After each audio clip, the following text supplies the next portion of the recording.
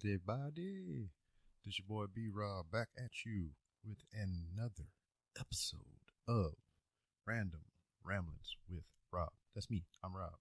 This guy talking right now. And today on the podcast, I have a guest who was supposed to be on the podcast last episode, but we couldn't quite connect. But we got together now, and he is here. It is Sketch himself. The man, the myth, the legend, the creator of the Facebook page with over 14,000 likes and stuff called Sketch's World. So he draws all kinds of little doodly doodads and all kind of stuff like that. Pretty humorous. I like it a lot. Gives me a chuckle in my belly. Ha ha ha ha ha. And it's funny because I was there for the genesis of all this stuff. I mean, he would sit there and he would draw during lunch breaks and everything like that. He had this little clay. I don't know what kind of clay it was. I guess it's sculpting clay. He would sculpt little figures and all kind of stuff like that during free time. I mean, I'm talking about like we in fucking kindergarten or some shit together. But this is at work during lunch. And, you know, he's a good dude. All around awesome guy. So, I used to work with him. It's probably been it's been a couple years since I've seen him in person. We've been keeping in contact through Facebook and everything. And when I started doing this podcast thing, he was one of the guys that I wanted to get on here because this man has an interesting story. It was a point in time to where we worked together where he attempted suicide. And it's weird to say this, but it really wasn't his fault per se. It was the medications that he was prescribed, and it had an adverse reaction. So, I mean, I'm not going to talk too much about it. I'll let you hear it for yourself from his mouth. And yeah, it was just great catching up with him. So he's overseas somewhere. And like I said, it was just great to catch up with him. So I'll let him do all the talking and tell you about him named Sketch.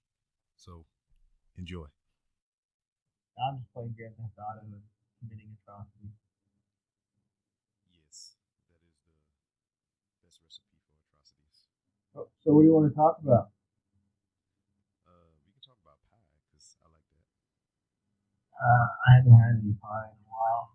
I did have 2 cupcakes yesterday. No, it was the other day, where I got off work and I just got done pushing that sled, and I thought I deserved some like goodies, and so I went to the store. And I was like, "Yeah, give me the caramel apple cupcake." And the lady's like, "No, you should get 2." I'm like, I shouldn't. She's like, "Get 2." And so I ended up getting 2 cupcakes. Peer pressure, right? What's up? Peer pressure. Yeah, peer pressure. It was like, what was the carrot cake, and then a fucking caramel apple cupcake, and I felt so fat. But you're not. Oh, I mean, the Marine Corps thinks I am. Yeah, because I'm not going to comment on that.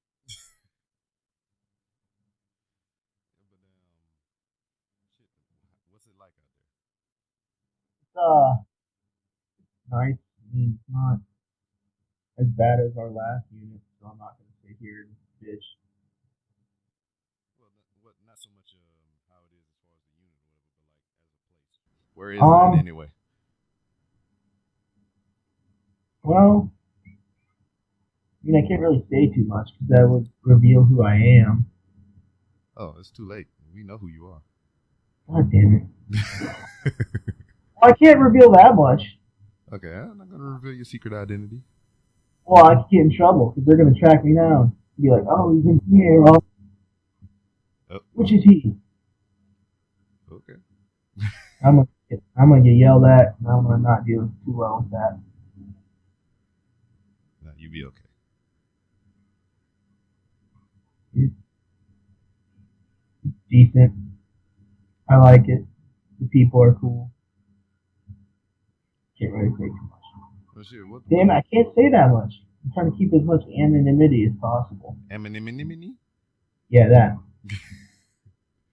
Well, shit. Well, at least what the weather like right now this time of year. It's starting to get hot, and that's what sucks. Because it's not just hot; it's like humid.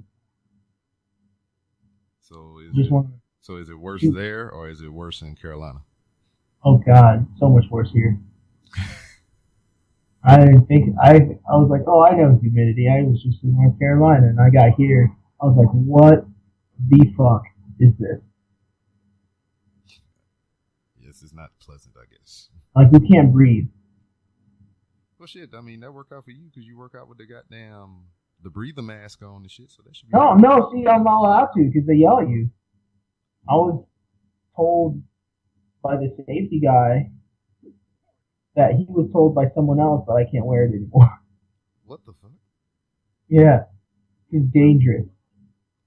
Well, if you already can't breathe, and then now you put a breathing apparatus on, I mean, I can see where you're coming from. Yeah. So it's like, let me deal with that. Let me deal with my repercussions. Be like, let me kill myself, please. Yeah, let me kill myself. Let me figure that shit out myself. Let me learn that lesson. Word to your mother. Shit, how much longer you get out there? I extended. Well, okay, I guess it couldn't be that bad then. No, I like it. I'm learning a lot. Like the people are cool.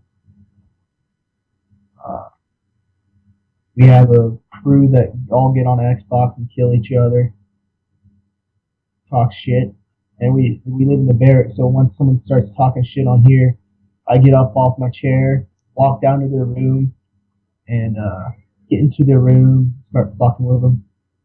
Talk shit now. Talking all that good shit a second ago.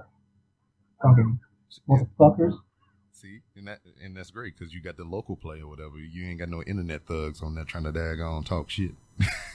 Oh yeah, you do. Like we play sometimes. I was playing Destiny a couple months ago, and there was like some weird Arabs playing. Like, there's a guy named something Goat. I was like, what?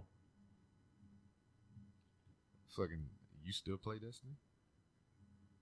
Play what? Destiny? No, not really. Not anymore. Yeah, I mean, I got it when it first came out, so I imagine it's better now than what it used to be. So no. See, what happened was when year 2 came out, what they did was all the year 1 players, all the stuff that you worked months and months and months to get, like all the awesome stuff, they made useless. What the fuck?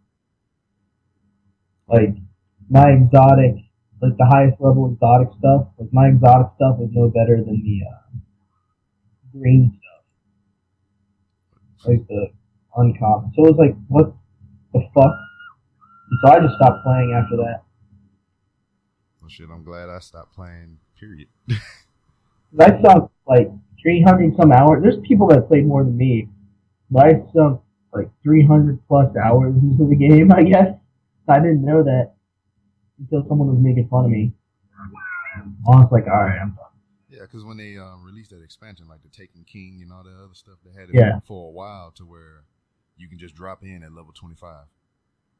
Yeah, but they made it the max level 40, and it took forever just to get there.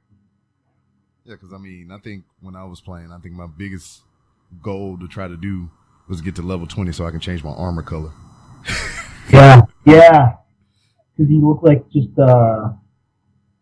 Quad A Spartan for the entire time, basically. Like mix and match, you look stupid. Yeah, but damn, shit, after I got to level 20, I just like, fuck it, I don't play this shit no more. Yeah, I just gave up. I started playing Grand Theft Auto again. Dragon Age Inquisition. See, I tried to get into the Dragon Age shit, and I played like the first hour or so, and then I was like, I'm done with this. Well, it's by the people that make Mass Effect. Well, yeah, I like Mass Effect, but I don't know. I guess when Mass Effect and all the other stuff was out, I put so much time into playing it and everything, and now just to start over on something else like it, and I'm like, I don't want to do this anymore.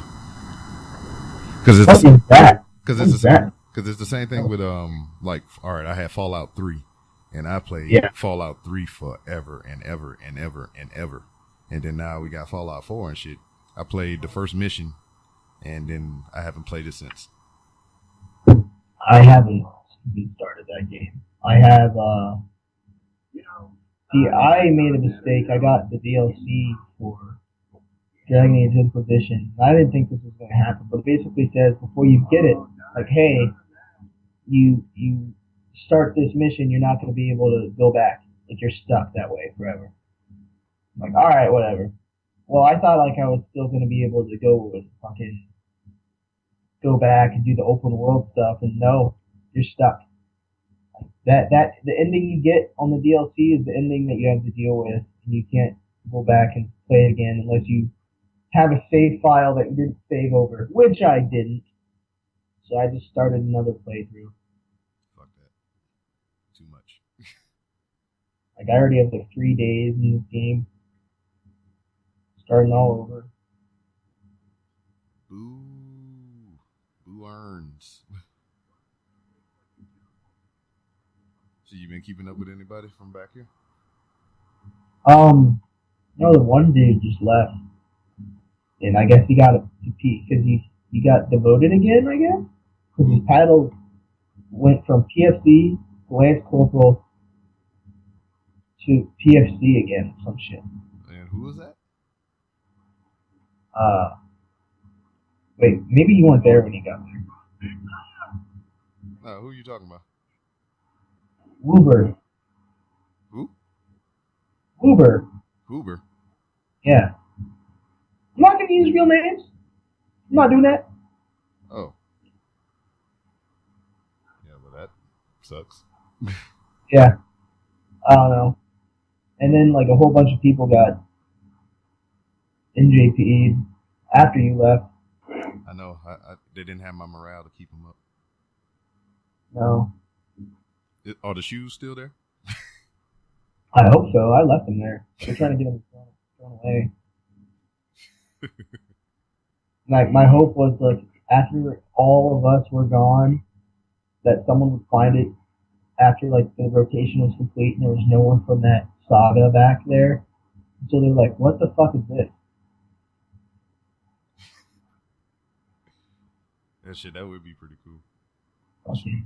Everyone's gone. Yeah, now. I know. I keep up with Manley and Bronson every now and then. Yeah, I talk to them all the time. Well, not Manley, but Bronson I talk to all the time. Yeah, he got a manly. Well, not manly, but Bronson got a manly beard. He shaved it off. He did? Yeah. That son of a bitch. He got a job. That's the thing, is like everyone wants to get fucking crazy ass beards and shit when they get out. Well, if they can grow them. Well, but then, like, when they have to get a job, they have to take them off. Well, now you do it in reverse. See, you go in clean shaven, then you get the job, then you grow the beard after. He was probably doing that then, I guess. Yeah. I don't understand the obsession with beards. Well, see, I mean, I think it's just like you in the military for so long, you gotta keep shaving your face, and you can't do really in that aspect what you want. So when you finally get out the motherfucker, you be like, face freedom. I mean, I can't grow facial hair. Oh, this guy's wanting to beat my ass. All right, let's play. Come on, motherfucker. Fuck you. Will you grow like the one daggone the Homer Simpson strand across the chin? Well, when I was in that hospital, when you and the boss picked me up, yeah, I had a horrible. I looked horrible. I couldn't shave. Sorry. Well, I looked awful. I mean, well, you look awful anyway, so. Thank you. That was the most facial hair I had ever had on my face. It was like grown in all patchy and stuff. I was like, oh god. Called you patchy. And they had those El Cheapo razors there with like no shaving cream. So you won't let me shave because you're afraid I'm going to cut myself. But the razors you do give are going to make me cut myself. You guys are bullshit. Well, shit. Let's time travel. I've known you for a while, but you know I wouldn't consider me. I don't know you. I don't know you. So let's time travel back in time to And where are you from originally? From Ohio. Ohio? Yeah! Shit, what part? Central. I'm from Ohio, but I didn't have my license, so I didn't drive around that much. So I have like no clue about the layout of Ohio. It's really depressing because like everyone I run into, there's only a couple people that I've run into that are like from where I'm from. Everyone else is from Cincinnati or Cleveland. The name brand towns. Yeah, the name brand town.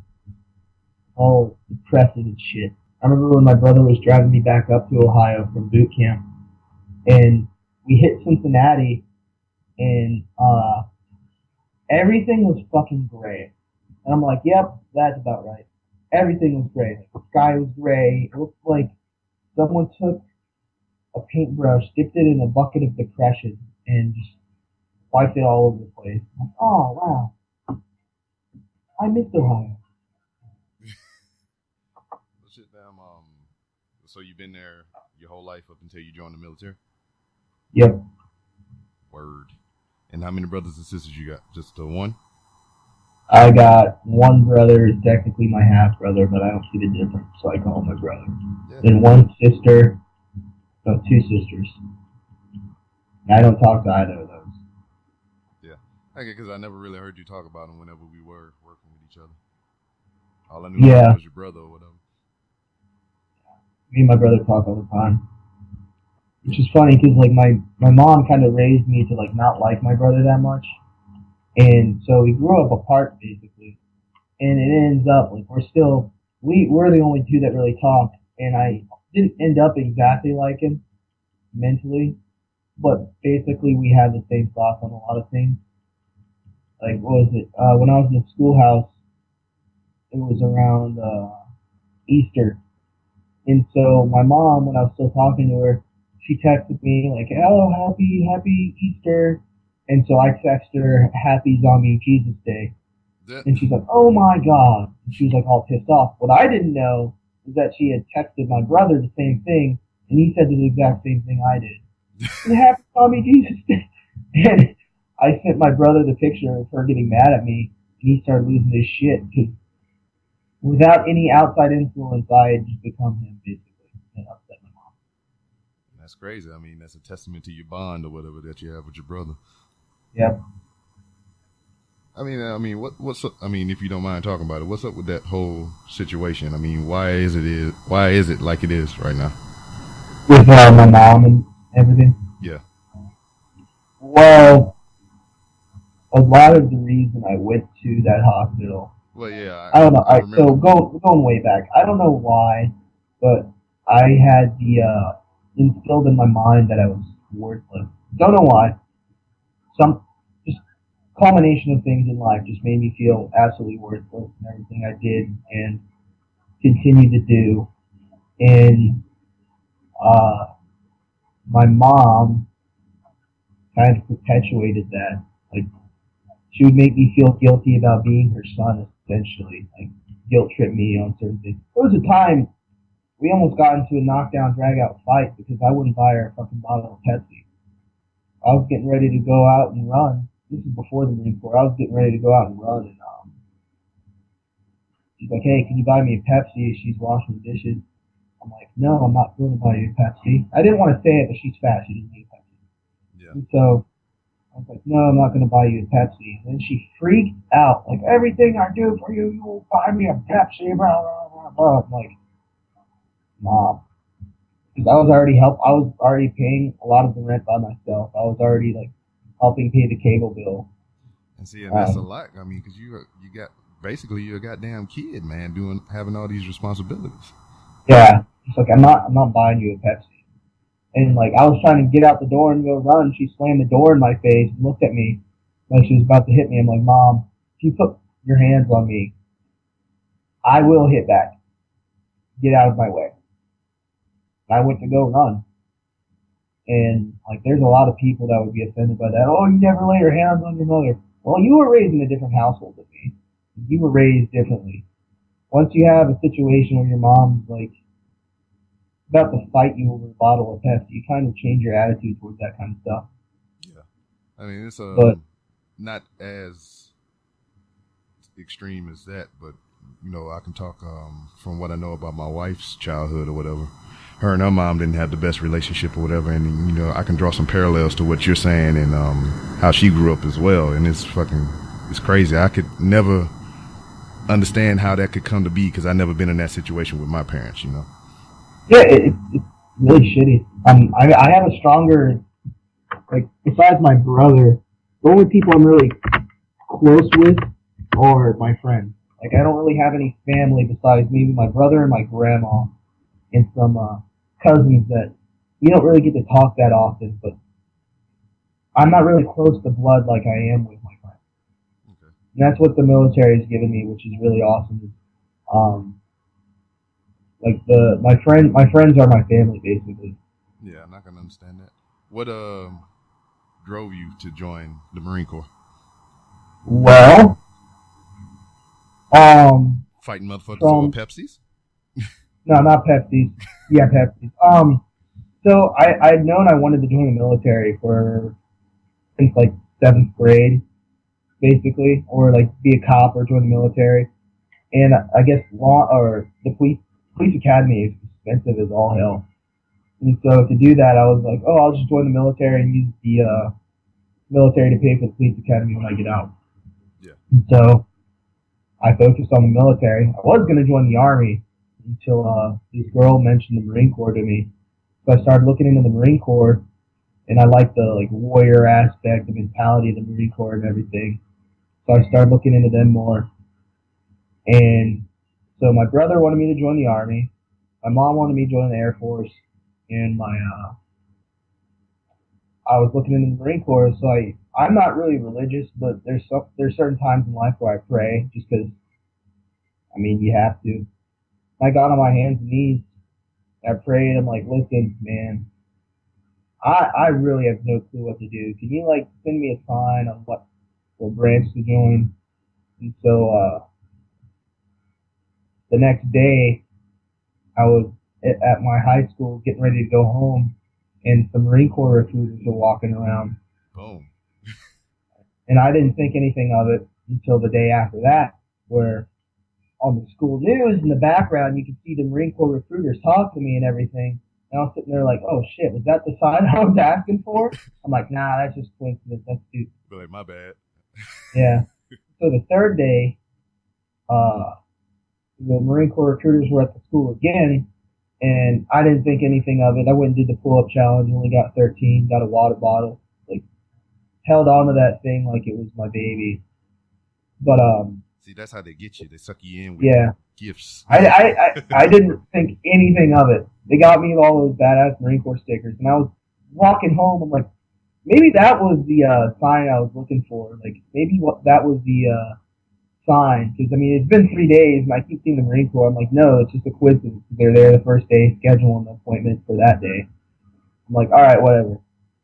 As I'm walking home, I'm going to the mailbox, and I open up the mailbox, and there's a Marine Corps recruiting pamphlet in the mailbox. So I'm like, I look up, I'm like, all right, I guess it's the Marine Corps.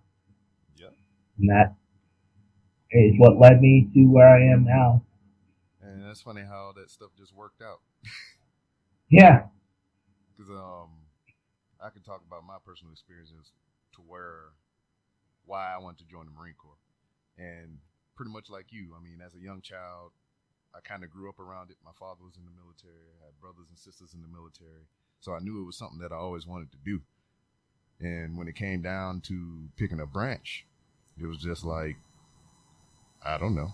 I was like, well, shit, my dad was in the Army, so maybe I should join the Army. But just like you said, recruiter start coming around or whatever, and he was the only one I seen. I ain't never seen an Army recruiter or a Navy recruiter or nothing like that. It was always a Marine Corps recruiter. And I just basically made up my mind that that's what I was going to do. I just walked in the office. You ain't even have to sell me on shit. I was just like, sign me up and when can I leave? So that's kind of how it went for me. Yeah, but it's crazy how things fall in place or whatever whenever you looking for a sign or you need direction on something. It's just weird how stuff come together. Yeah, It was like he was hitting me in the face with it, so I figured I'd just follow through. Yeah. So I mean, yeah. What I guess embarkation and whatnot.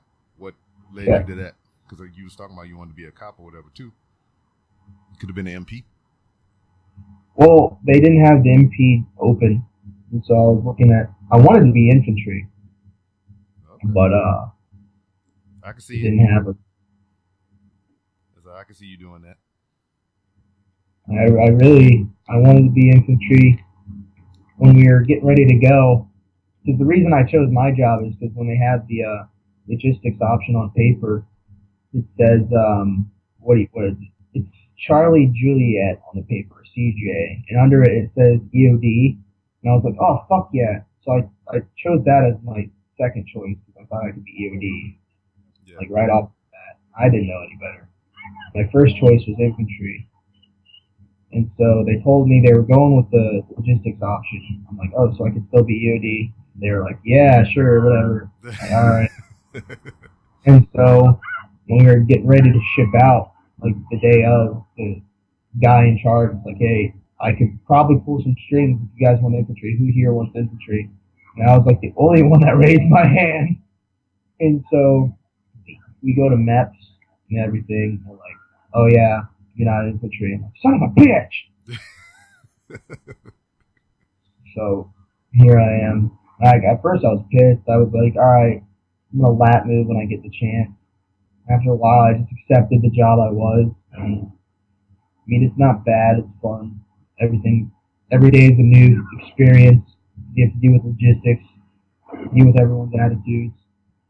Yeah. See, let's go back a little bit to me a little bit. I'm talking about how this is something that I always wanted to do, but at the same time, when high school rolled around, I was a damn teenager and shit. And I just wanted to do me, right? So there was really no preparation with it. It was just like, if it happens, it happens. So I didn't study for the ASVAB. I didn't, take those necessary steps to, ensure that I would be successful on the way in. So my ASVAB score was low as fuck because I kind of just went in there and was like, la, la, la, la, la, la, la, A, C, A, C, A, C, A, C, A, C, abracadabra, all that shit, right? Yeah. And I was just like, fuck it, whatever it is, it is. So when I went to the recruit, I was just like, I want to be supply. It's like, all right, cool. And then he come back a little bit later, he's like, really can't get you into supply, but you can be a cook. Or you can be infantry. And I was like, what you mean infantry? You like shoot motherfuckers? I was like, nah, I ain't down with that. I mean, I know it's the military, but I ain't trying to be in the front and shit. Maybe. I was like, cook does sound a little bit appealing. And then he hit me with the Motor T, be a truck driver. And I was like, okay, I can deal with that. Because, I mean, growing up in my family, we drove everywhere. We drove from Louisiana to California. We drove from Louisiana to Kentucky, Tennessee, Mississippi, all those places. We drove everywhere. So I like to drive and I like to ride. So I was like, all right, that suits me. So I take Motor T. And here I am teaching fucking teenage knuckleheads like I used to be how to drive big trucks and shit. How many classes have you been through now? They about 7 weeks apiece. And then, you got to factor in, because they get the holidays and for Christmas and Thanksgiving, they get like real long breaks and everything. So I think I've been here going on 2 years. I've been through about 7 classes, maybe. This will be my 7th. Has it really been 2 years? Yeah, it's been that long, dog. Damn. Time flies. Like yesterday. I know. That's depressing. Depressing. I said your year extension will be up before your dad gonna know it. Yeah, I know. My year here is already almost gone. Like, if I hadn't extended. Like, damn. Well, shit, I mean. So what's next for you after this? I have no clue. We'll see. You just see where they send me. Well, how long you got left? What on my Like on your contract? contract? I re-enlisted, so Ha ha, sucker. yeah. I didn't think they were gonna accept it. They did. I mean, why not? You good to go, dog? I mean, I'm kind of a broken piece. I mean, I was for a while. I mean, but They hey, were looking to kick me out. I know, but a lot of that shit didn't really, that wasn't on you. They gave you some Yeah, fucking psychedelic drugs and shit. yeah. That's what upset me the most. Is that They tried to put you out for something that was out of your control. yeah. Yeah, so, I mean, I was lucky I had the people that I did, especially my doctor, yeah, the civilian that looked out for me. She saved my ass.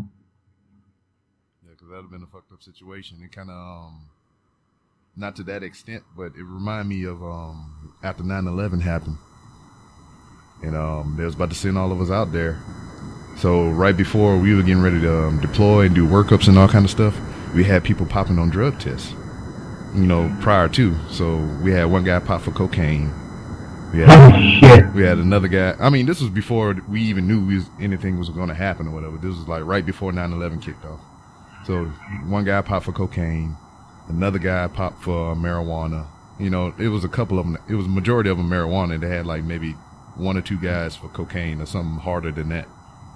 So war started popping off and shit, and everybody scrambling around. We're trying to get people to join real quick and all this other bullshit, right? So all those drug pops, they kept them in so they can deploy. So they made these guys deploy, made them risk life and limb. Could have died, could have never came home to see their families and shit. And after the war was over and they got back, they kicked their ass out. No. Wasn't even honorable either.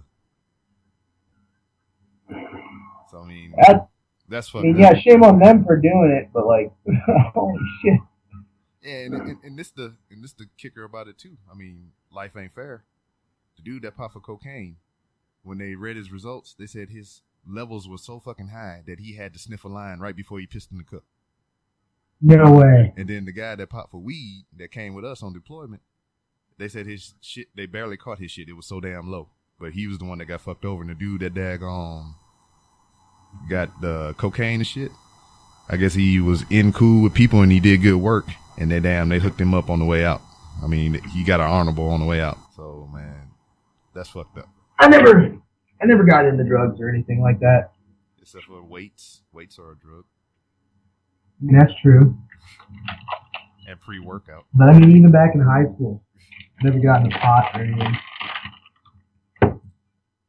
What is that? I never really understood the allure of it. Like, even now, there's people talk about, oh, I can't wait to get out so I can smoke a blunt, blah, blah, blah, blah, blah. Because to me, it's like a high school thing. Yeah. It's really childish to me. Yeah, and then like with those guys that say that shit, like it's like what I was talking about, the facial hair and the beards and all that. It's because you've been told so long that, hey, you can't do this, you can't do this, you can't do this. As soon as you're out, you want to do all the things that they say you couldn't do. Yeah. But I mean, I don't know. As a teenager or whatever, I smoked weed and all that other bullshit. And I think it was just because, the crew that I ran with, I mean, they weren't bad people. They weren't stealing and robbing and doing nothing like that. It's just they happened to smoke weed. So, I mean, that's what I hung around. So that's what I wound up doing too. Yeah, just because you smoke weed doesn't mean you have to be a serial rapist. Yeah. I can remember I think the first time I got high or whatever. It wasn't even me smoking. It was just like I was in the room with everybody that was smoking. And I got a contact buzz and shit. And I was walking down the street like, what the fuck is going on? Why is this happening to me? I'm going to die.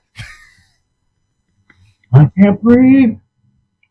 It's like, motherfucker, if you couldn't breathe, you wouldn't be talking. I was like, that is sound logic, sir. Why are my fingers talking? Oh my God. All right, now damn drugs and shit. I know you had adverse reaction to the medications that you were given. Yeah, I did. Do you even remember anything from that whole trip or whatever? Yeah, I remember quite a bit. I just don't really talk about it because everyone looks at me sideways when I speak about it. It's like, I thought I was dead. Yeah. Like my entire, like my dreams were crazy. I was dreaming stupid stuff. And, I remember mostly the OD in my room and how much that shit hurt. Because I was sitting in my bed, and like there was a point where I was like, I gotta move my legs, or I'm not gonna be able to walk anymore. So I'm sitting there like, what the fuck? And I'm trying to move my legs, but it felt like every bone in my body was glass, so it hurt to move. And I had to pee, so I got up out of bed to go to the bathroom, and I just fell right on the floor, face first, like boom. And I just remember a lot of pain. I was trying to puke in the bucket to get it all out of my system.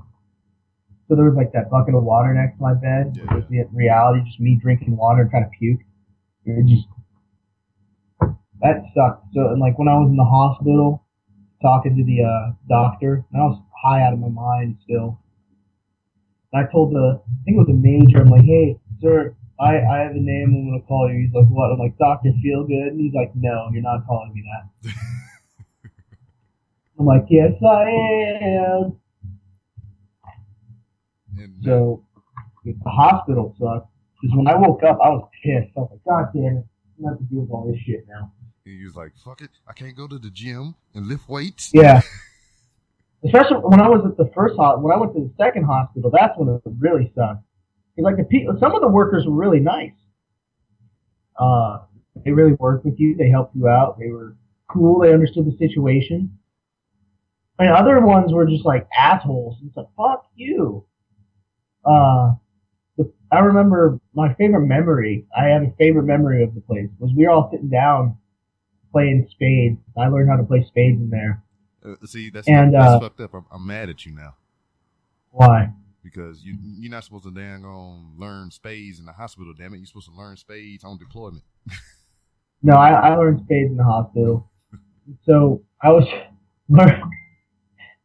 we were all sitting down watching the TV. Futurama was on, and Bender just so happened to walk into a suicide box, and he tried to commit suicide in the box. And we all got quiet and we're looking at the TV. We're like, this shouldn't be as funny as it is because we were losing our shit because we all were in there for the same thing. Yeah. And then there was the other time where this kid was like talking about all the things they took from us. And, like, what we could do with the stuff we had. Like, if I really wanted to kill myself, I'd shove a sock down my throat or I'd make a noose out of a blanket. I'm like, dude, shut the fuck up. They're going to take our socks and blankets. He's like, but I'm just saying for the sake of argument. I'm like, shut the fuck up. I'm trying to sleep with a blanket at night, and I like my socks. Oh, man. So, being in there was an experience. I had people visit me that didn't even work with us, which was like, whoa. Like, I didn't expect that. Yeah, like, who the fuck are you, right? Yeah. No, they were cool. Like, I knew them. Yeah. They were my friends, but they didn't, like, work in the office with us. Yeah. And then I had people that worked with me that never even showed up to see me. So it was, that's cool, I guess. Yeah. I mean, because, I think there was a weird time or whatever, because I knew it happened, but I didn't know it happened. And I didn't really get the full grasp of what was going on until I was the motherfucker there picking you up and shit. Because damn, the hospital that you were in, where I picked you up from, was right around the corner from my fucking house. Yeah, I remember that. So that was weird. Because I think I took you home to my house so you could shave and shit. Yeah. Your little patches. It was awesome. And I went into the office, and I was told that I had to apologize to everybody. Well, that was stupid, but whatever. Yeah. Then I had to talk to the chaplain and all the other bullshit.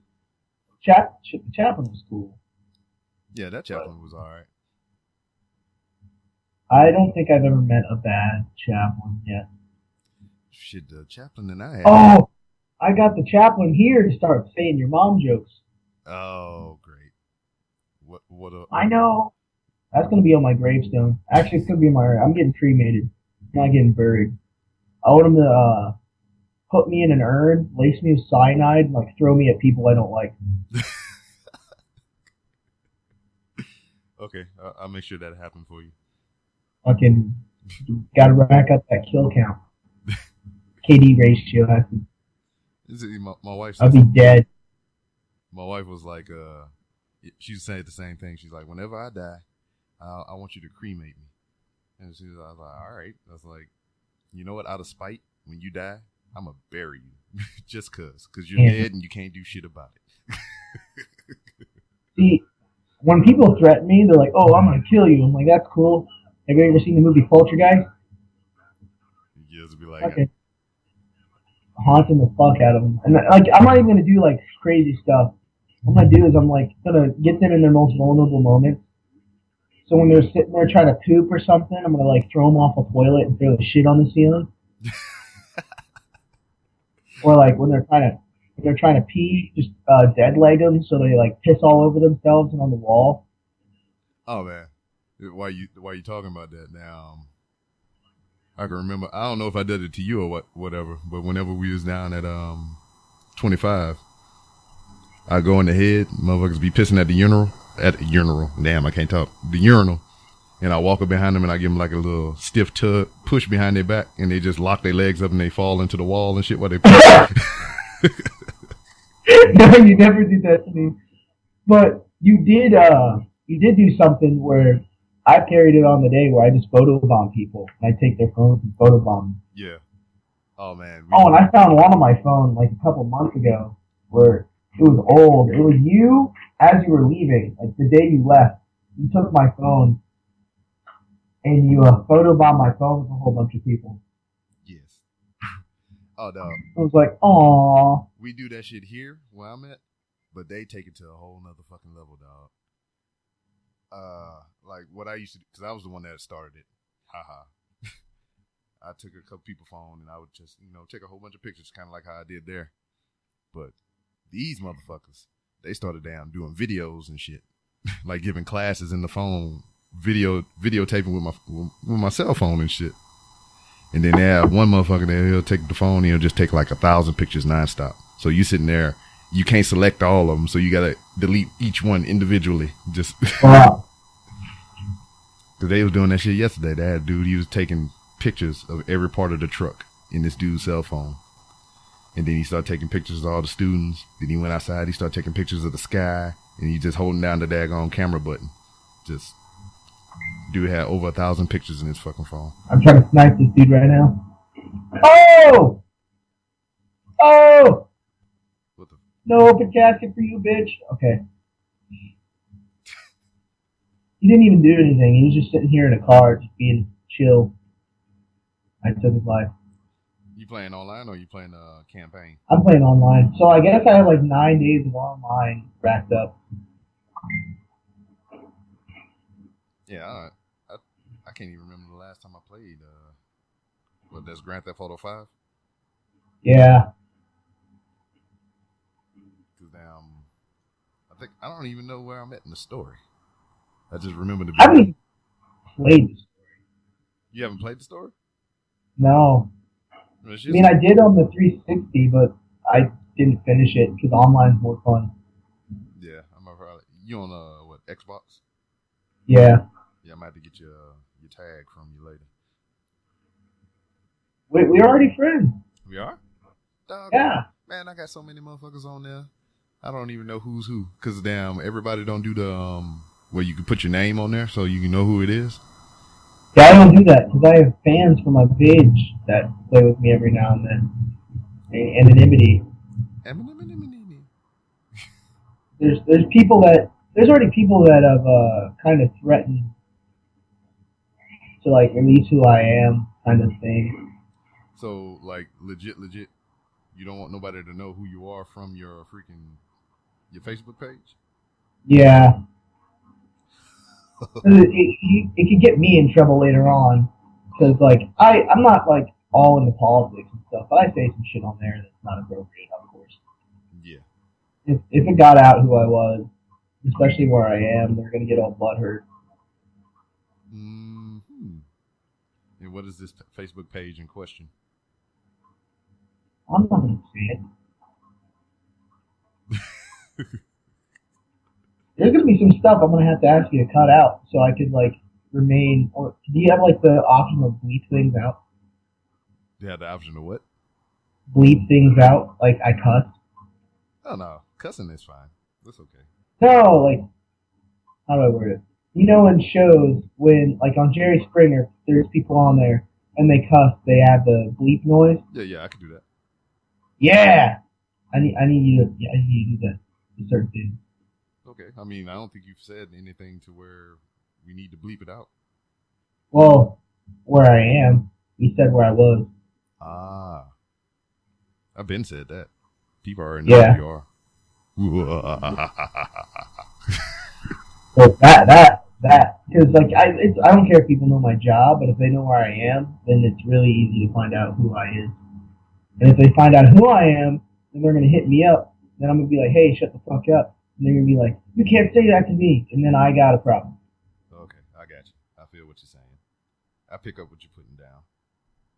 I pick things up and put them down. Yes, I know you do that quite vigorously. I've seen it. Yeah, that sled hurt. All right, so I mean, what got you into the weightliftings and things like that? Because I was, you know how I was like really fat when I was younger, right? Yeah. So I just don't want to be fat anymore. I'm still trying to get surgery for the skin around my waist, but it's mostly, I mean, I hate running. Like, I absolutely hate it. So I got to stay in shape somehow. So, like, lifting shit helps. Especially when, like, it's stress reliever, too. Because when you want to punch someone in the face, it's a lot easier to just lift some weights to get rid of the anger than just trying to breathe for me. Yeah, I got you. The sleds just kind of happened here. I mean, when I first started, I'm like, I can barely push my own body weight. It was just like not happening. Now I'm pushing almost 5 times my body weight here soon. Yeah, I mean, 19 pounds or something? Or 12? 13. 913. Well, shit, what's the goal? Just to keep going, or you got a specific number? Going. My New Year's resolution is to push 1,000. You know what? You should try to push 9,000. So whenever you go to 9,001, so whenever you go to 9,001, I can be like, he's over 9,000. Oh my god. I guess it could still work with 1,000. So if you go over 1,000, I was like, he's over 1,000. See, 9,000 sounds better. I started gang attack. Oh god. Oh my god. I didn't do anything. I just hit the dude's car and he gets out of his car with a gun. What a stand-up person. Other than him and his 3 friends. Other than Grand Theft Auto 5, what else you playing? Star Wars Battlefront. I almost have a 2.0 KD on there. Dragon Age Inquisition. They were trying to get me to play Call of Duty Black Ops 3 for a little bit, but I absolutely hate it. Yeah, I played a little bit of. I haven't played a Black Ops game or Modern Warfare game consistently since maybe Black Ops 1, the first one. But after that, it just lost its luster for me. I don't even play that crap no more. I tried to play the new one. I played maybe 30 minutes of the game campaign. I tried to play online for a little bit, and I just wasn't feeling it. I gave it to my son. I can maybe do the campaign, but it's not like I miss like the World War II shooters. That's what I want to play again. It's just the old. I knew there was a whole bunch of them for a while, but we haven't had anything in a long time. Yeah, because everyone's trying to be like futuristic and act like they're Halo or something like that. Which the huge complaint a while ago was, oh, Halo's becoming too much like Call of Duty. Which isn't really a bad thing, because Call of Duty has like multiplayer pretty much down pat, or they did. And now they're trying to add too much like futuristic stuff, and I hate it. Like I miss World War II. I miss World at War. That game was fun. Yeah. Brothers in Arms. Have you ever played that? Yeah, I had Brothers in Arms Hell's Highway. Yeah, I enjoyed that game. That game was I felt like that was the best combination of a real time strategy game and a first person shooter I'd ever played. Because I don't know. Well, no, it wasn't first person, was it? Was it third person or first person? It was a Brothers in Arms was a third person because you had to control the whole squad and everything. I think it was. That's right. I think it was a little bit of both because I know whenever you take cover and everything, it would zoom out to third person so you can see everybody. Yeah, and then whenever you would engage, it'll go into first person. That's what it was. Yeah, I loved that game. It was like really graphic too. I remember playing the demo over and over. There was this one time I threw a grenade at a guy, and I didn't notice it until I got up close. I thought it was a glitch, but he was like blown in half. I was like, holy shit. It had a good story. It reminded me of, it was like a Saving Private Ryan kind of story. Yeah, it was. But in a game. And it was really good. And they were I was hoping they would come out with another one, but it's almost been like 10 years. Not 10 years, but it's been a while. Well, yeah. I don't think they'll ever come out with it. Well, what here is they working on one. Because I listened to a lot of, Xbox and the PlayStation podcast from IGN. And they was talking about it, that they was working on one. So I don't know when the hell that'll be out, but when it does come out, I'm going to get that shit.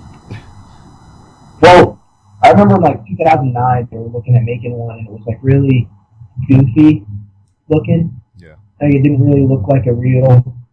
It was like, it wasn't like the Brothers in Arms they had before, by any means.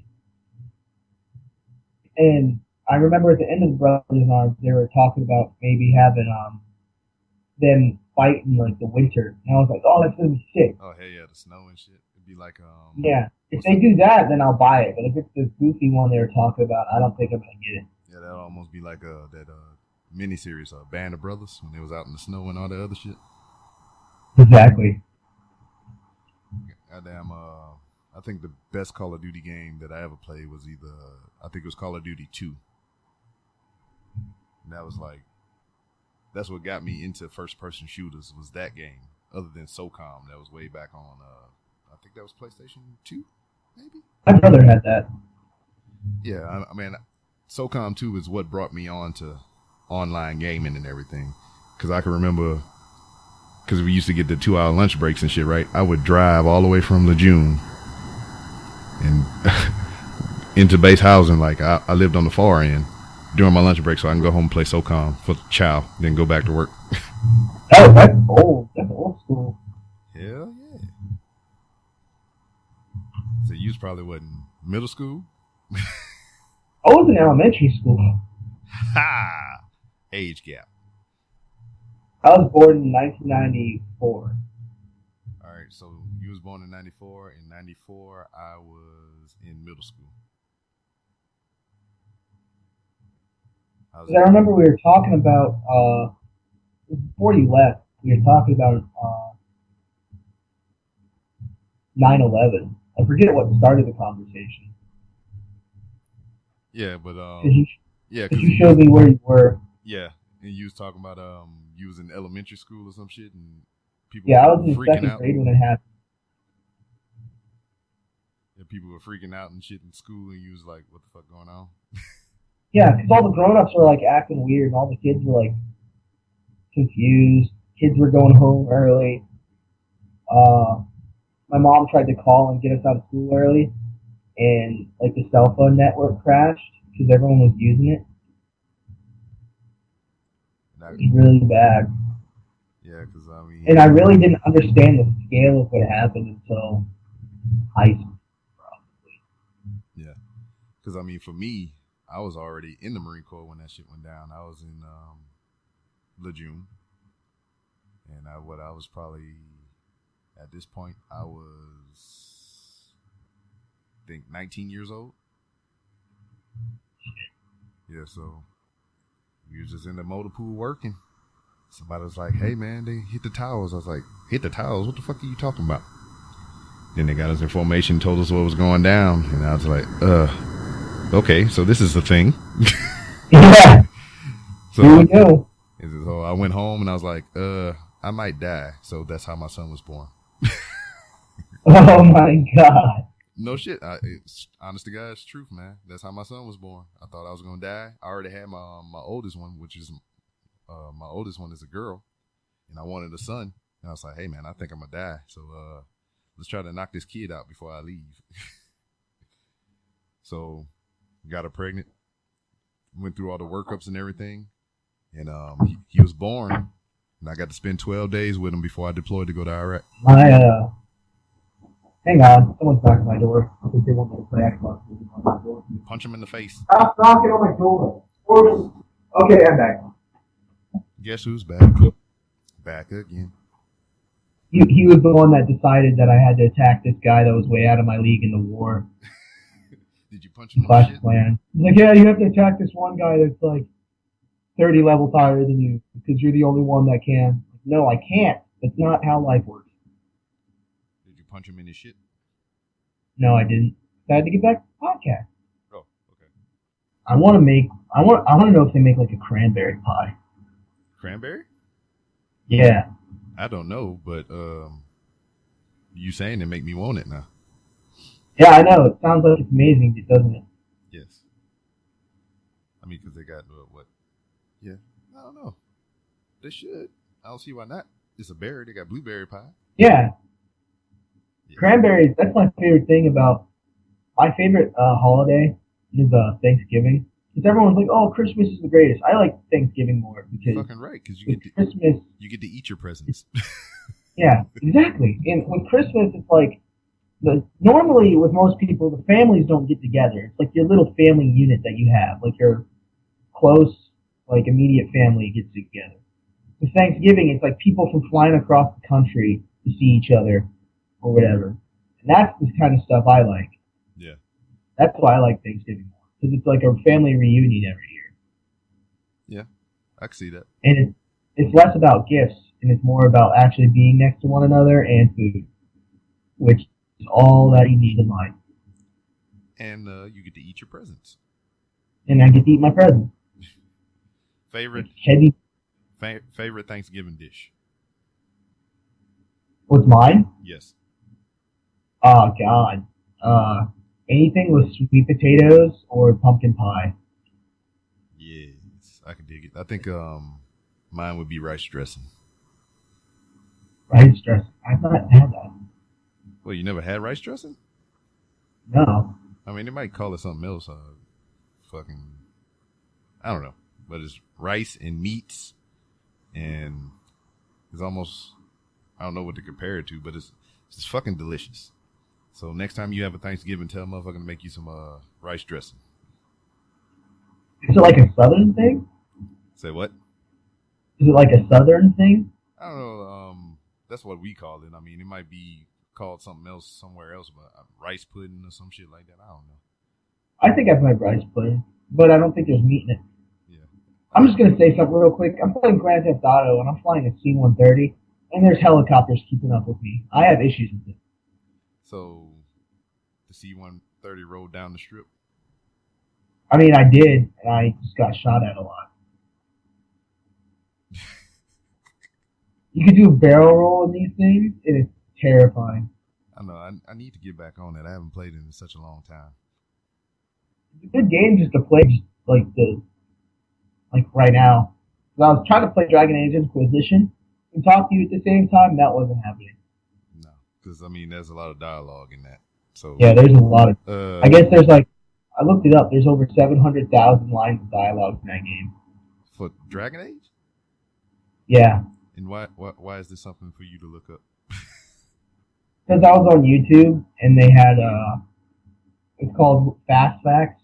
Yeah. It's like lore for different video games, and they had Fast Facts for Dragon Age, and they said there's like 700,000 lines of dialogue in Dragon Age Inquisition, and I forget which novel it was. It might have been the longest novel for the Game of Thrones series, but that only has like 500,000.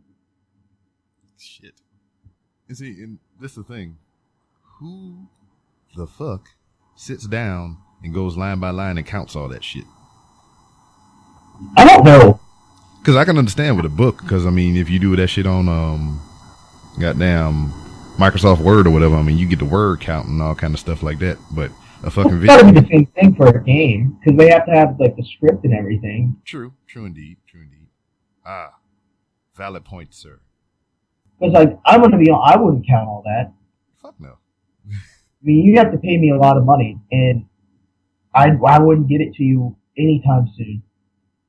Yes, 700,000 words, lines of dialogue.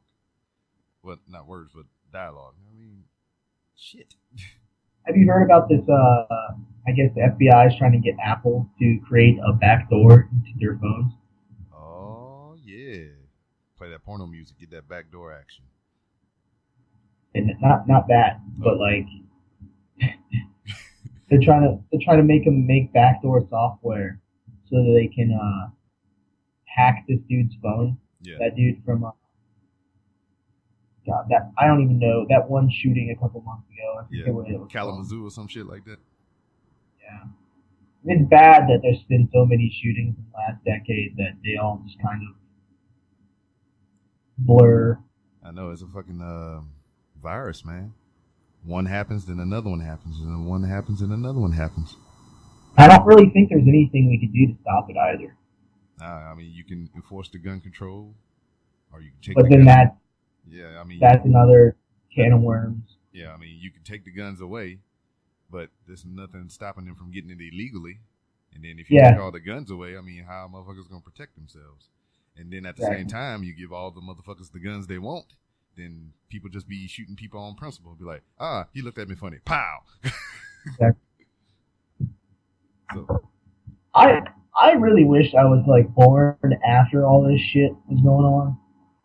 Like, after everyone figured all their stuff out. Because these growing pains are ridiculous. Yeah. Because, I mean, we're trying to figure out who we are as a society again. And, like, I know, like, lots of people feel like the United States is about to crumble.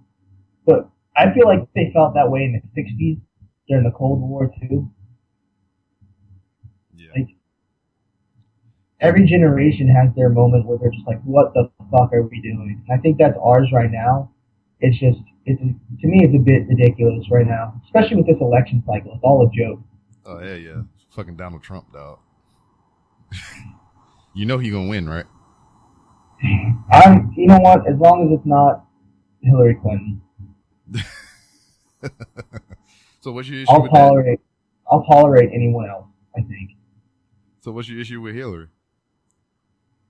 I just don't trust her.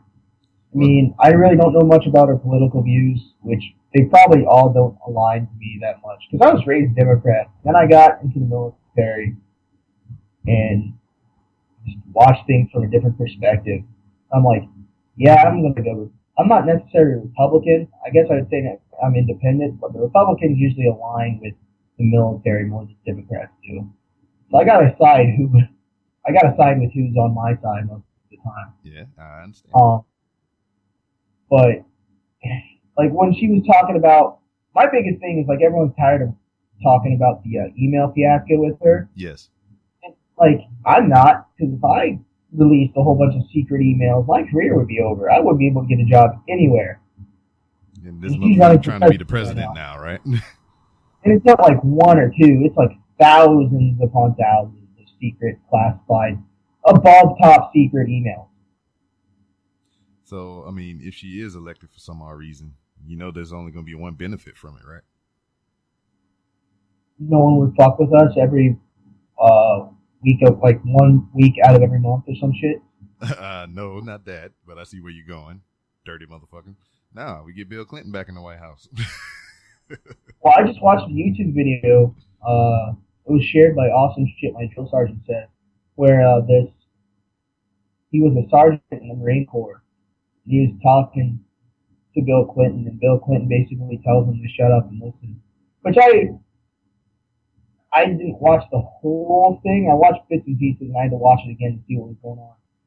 Because the sergeant's argument, I really didn't understand that much. I was trying to see what he was saying, but it just, Bill Clinton's like, shut up and listen. His mind, and then, like, when the sergeant was let out by law enforcement, Bill Clinton's like, oh, his mind's been poisoned. Like, what do you mean he's been poisoned?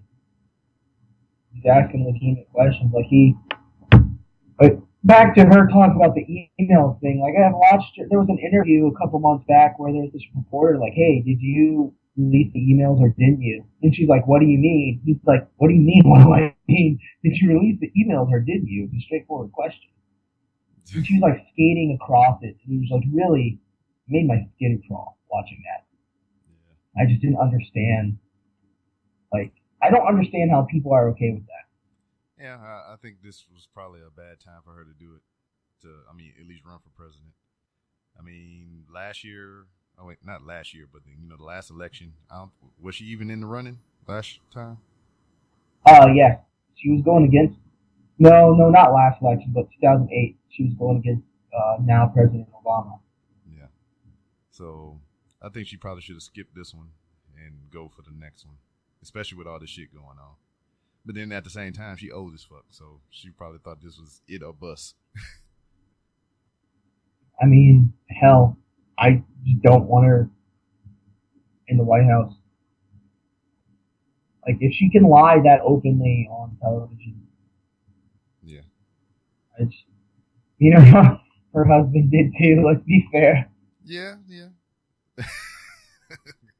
But, I mean, that was of a different ilk, though. I mean, that wasn't a matter of national security. That was a matter of him no, it wasn't, but getting his rocks off. I feel like every politician lies. Yeah. Everyone has to get to that level. But, I mean, I think a lot of what made people mad about Bill Clinton was, he sat there and told everyone in the United States to their face, I didn't have sex with this chick. And we're like, okay, we trust you, Bill Clinton. And then it turns out he did. Like, fuck you. Lie to my face. Yeah. Asshole. That was some crazy times. Goddamn, you got any little ladies running around now? No, I do not. Nobody loves me. Well, shit, what happened with the last thing, man? Just, after what I did, yeah. It was just, hard. It was just weird after that, right? Yeah, like, she was a little distant. Or not little, just really. It was kind of like, I asked her, like, what do you want me to do? Like, because I apologized for what I did, as I should have. And she was still distant. There was nothing I could do to, like, make it better. Yeah. So I couldn't really, there was no point in being in the relationship anymore. All it was doing was making me feel like shit. Yeah. I was the reason that it was that way. It wasn't her, it was me. And there was nothing I could do to make it better, so. Had to let it go. Yep. I still feel like shit the way I had to do it, too. I had to break up with Tech. Yeah. Hey. Oh, God, I'm about to die. Okay. If I had gone to that house to break up with it, I would have been shot. Probably. Yeah. See. Yeah, because I know the circumstances around it, so. Yeah, I mean, I didn't want to do it like that. I wanted to do it in person, but things escalated beyond what I was ready for, and it went from 0 to 100 it wasn't real a possibility quick. Anymore. Yep. Well, I mean, you're not with nobody now because you ain't ready for all that, or what's up? I don't know if I should be in one right now. I mean. Yeah, I mean, that'll kind of throw you off your game. You won't even hit that 1,000 mark. You'll be trying to worry about lifting some poontang rather than some weights. Yeah. Yeah, I don't know, like, if I'm... Hang on, I just killed my friend. He was trying to be a friend and let me in his helicopter. Silly. He made a mistake. Trusting me. Get out, asshole. Mine now. Yeah, I mean, if it happens, it happens. That's kind of what I'm taking it. Like, if a relationship happens, it happens. If it doesn't, then... Oh, well. It does. You still have your weights? I still have my weights. And your Grand Theft Auto? I mean, you never know. Maybe one day they'll create a sentient weight set, and I can marry that. Yeah. I can dig it. All right. I've seen it, I guess, at the ground floor level, right? Yeah. So I know whenever we worked together and whatnot, you were freaking doing a little bit of the doodles, and I thought they were weird as shit. They were weird as shit. So I mean, yeah, they were. Oh god, I shared some of those a while back. I found some of those, my older ones, and I was like, "What the fuck?" I still got the book you made. Oh yeah, that was like my favorite for a while. I went all out on that one. Yeah, because I was looking through one of my old trunks or whatever that I have some of my memorabilia in, and the baby was digging in there too, and she found the binder. She's like, "Daddy, what's this?" And it had the fireball on the front. Yeah. And we opened it up in the back, and it had like a little family portrait of everybody that we worked with in the back. Oh man. Yeah, so I was pointing out, I was like, "Hey, this is him, and this is her, and all this stuff." So it was pretty cool. My wife still remember you. Oh, that's nice. Yeah, she's like to tell you hi. So hey. Hi. Yeah. So I mean, you doodle. So I mean, how long have you been drawing? I mean, would you even call that drawing? I mean, can you draw anything other? I said, would you even call that drawing? I mean, can you draw anything beyond? I call it doodling. People say, "Oh, you're an artist." Like, I draw fucking stick figures. I don't know what you've seen. Yeah, I've been drawing for as long as I can remember. I was just never good, and I'm still not good. That's why I draw stick figures. Nah, I seen some of the other stuff you did. I mean, didn't you draw your tattoos or whatever? Not really. I had some concept for my tattoos. I'm just not, because like I have in my mind what I want to draw. I'm just not at the level where some people are. Like if you've ever been on DeviantArt.com, where they, that's some. I don't know how they do it. I think they're just I think Jesus was reincarnated just probably multiple times. He's one of those people. That's the way to fucking ridiculous. Yeah, because like on Instagram, I follow World of Pencil and other art pages and whatever, and it's just fucking amazing what these people can do with a pencil or a goddamn a magic marker or some shit like that. They make it look like it was taken with a camera or something. Yeah, I'm sitting here drawing shit with the fucking pencil with the stick figure. What was it? Yeah, I've been drawing for as long as I remember. What started like my comics was you've probably seen Cyanide and Happiness, right? Yeah. Because that's what it reminded me of. Because I can remember telling you try to make your own characters and shit. Showed me those one summer before sixth grade started. We had our computer, and she's like, "Look at these. These are funny." And I thought they were the greatest because I've been drawing stick figures forever, but they didn't like show as much emotions, expression, emotion as Cyanide and Happiness did.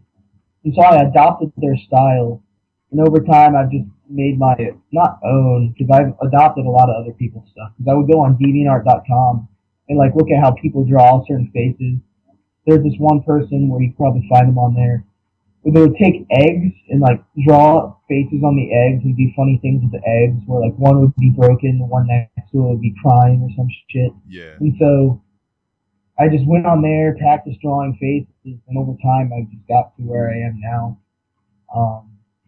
And it started, like what I really started, like the comics, was at my lunch table in high school. I would like draw a comic, and every day I'd have one ready at the lunch table, and just like watching their reactions to certain things. Like they were all, like, I have one that my friend gave me, but no one would understand it if I showed it to you all, because it's an inside joke. Yeah. It's like something that was funny to us. When they read it, they lost their shit. But if I showed it to you all, you'd be like, "What? What is this? This is stupid." Like it was. I think one was about Nannerpuss. If you watch the Super Bowl, I think in 2009, Denny's had a commercial with a banana on top of a stack of pancakes, and it was like split, so it had 8 parts, and it was called Nannerpuss, and it had googly eyes and a mustache. And the jingle just goes, "You could call me Nannerpuss, Nannerpuss. Guess what? I like pancakes." And that was the end of the commercial. And we thought that was the greatest fucking thing in the world. I'm going to have to look that up. Yeah. We thought it was the greatest thing in the world. And so we had a whole bunch of inside jokes, like what would you do if you woke up and the octopus is standing over you in your bed? It's like a giant ass banana octopus staring at you. Like, I don't know what I would do. I'd probably try. And see, and there was like a what you talking about that remind me of the one comic that you drew with the kid in the bed and the green weenie coming there. Oh yeah, that was like one of my most frustrating ones because I did that forever ago, and I remember doing that, and I wrote my name at the bottom of the page, and that's been stolen more than any of my other stuff. Yeah, because I've seen some of the stuff that got jacked or whatever, and it's weird because I was there for a lot of the ones that you drew in the beginning. So for me to see that somewhere else, I'm like, hey, motherfucker, you didn't draw that. Yeah, I'm happy I'm copywritten now, so I could like get pages taken down. What? Yeah, I'm copywritten. Shit. Well, look at you. Well, shit, man. I mean, I just got I'm gonna have to, tired of people taking my shit. So we're gonna have to do something to where you sign my shit. I have some original sketch artwork.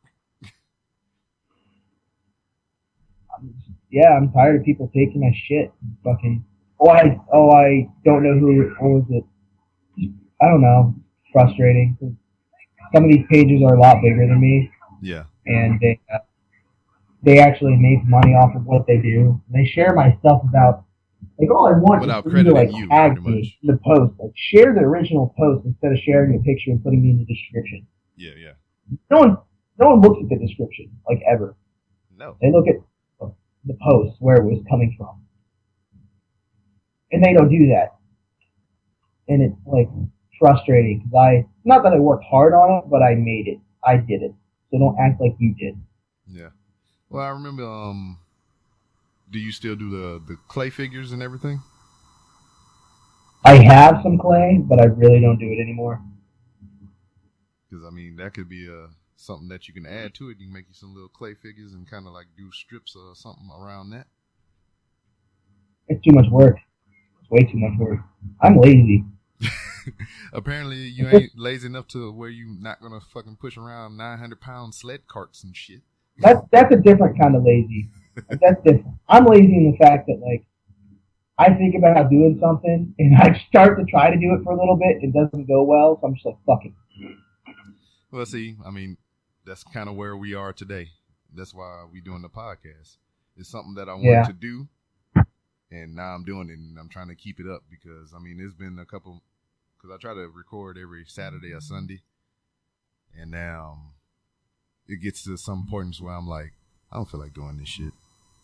But, you know, I figure if I quit, you know, I'm not only doing a disservice to the people that do listen, that I'm doing a disservice to myself because, I mean, I'm letting procrastination take over me. That's a lot of my problem with the page because, like, there's been times where I wonder if I even want to keep it going. Yeah. There's been a lot of times where I just thought about stopping. Because it's fun, but, like, how long am I actually going to be able to keep it up is the thing. Mm-hmm. Like, I'm going to have to stop at some point because I'm going to be potentially, I don't know, sergeant or staff sergeant or something like that. And I don't know if I'm going to have time to, like, sit there and draw something. Like, it might seem simple, but I take a lot of time on my stuff for some reason. I just sit there forever. I get really OCD with how circular the faces are and everything. I mean, I can't be doing that forever. And it's depressing to think about because, like, I'm not going to be able to do it forever. Well, you can't. I mean, I'm not going to be able to keep it up, unfortunately. You ever thought about bringing anybody in to help? I have, but I've watched other Facebook pages fall because of that. I like just having me because there's some pages where one admin posts some stupid shit and the page gets taken down. And that admin was told before not to do something like that, and they did it anyway. And everyone has to suffer because of what that guy did. Okay, I got you.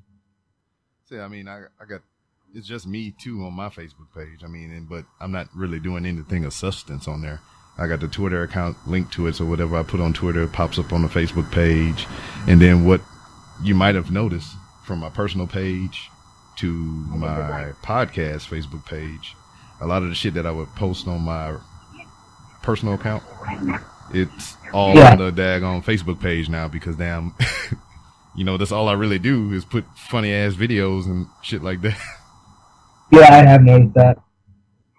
So yeah, so I don't even know what I have a Facebook page for because it's only me posting shit on there.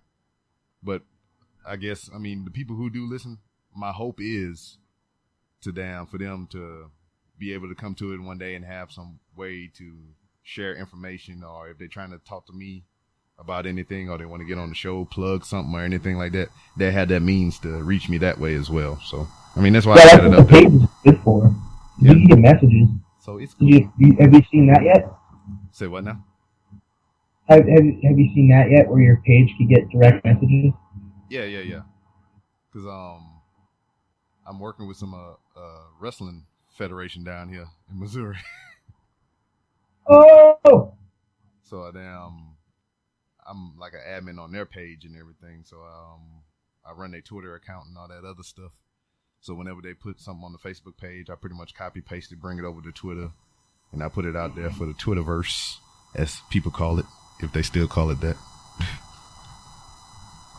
So yeah, I've been doing some wrestling stuffs.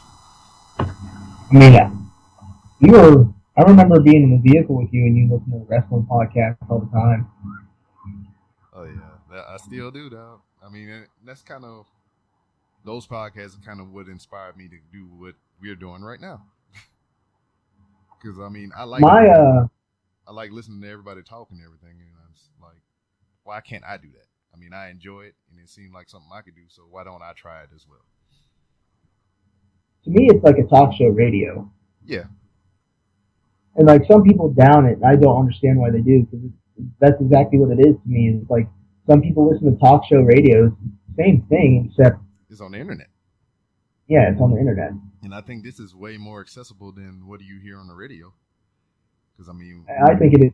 I mean, except in North Carolina, my favorite thing to listen to was Tommy and Corby in the morning. Yeah. Those guys are funny.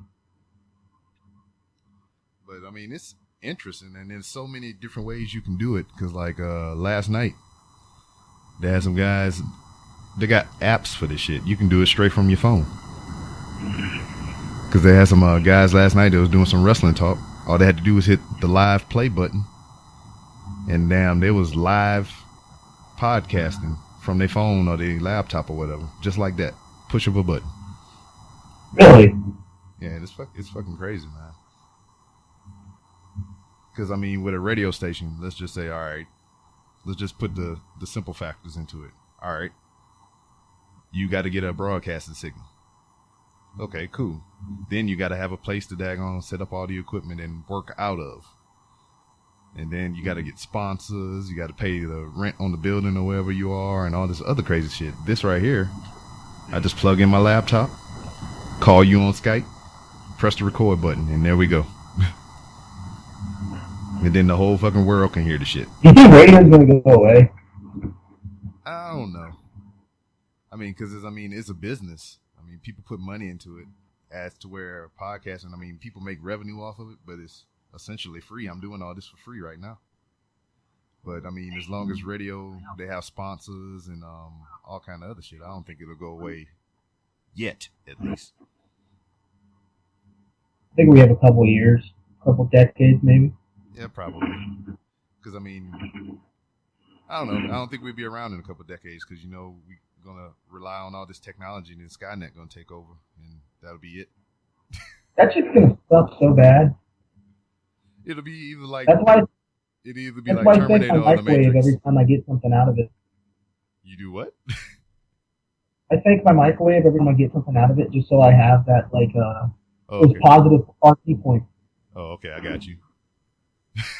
So like when Skynet comes down and like start fucking everybody up, my microwave's like, no, he's cool. I'm like, yeah. So he cleans my tray. He cleans my. He cares. He's not like the rest of them. Be like, ding, thank you for these hot pockets.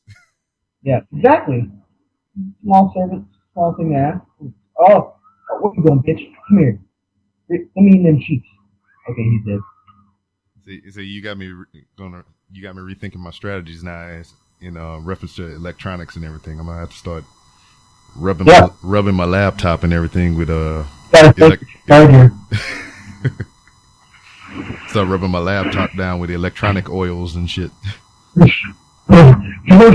Don't kill my family. Please remember. Were you there when I got my random? Were you there when I got my real big first Facebook war with the Coast Guard page? Oh yeah, I was there.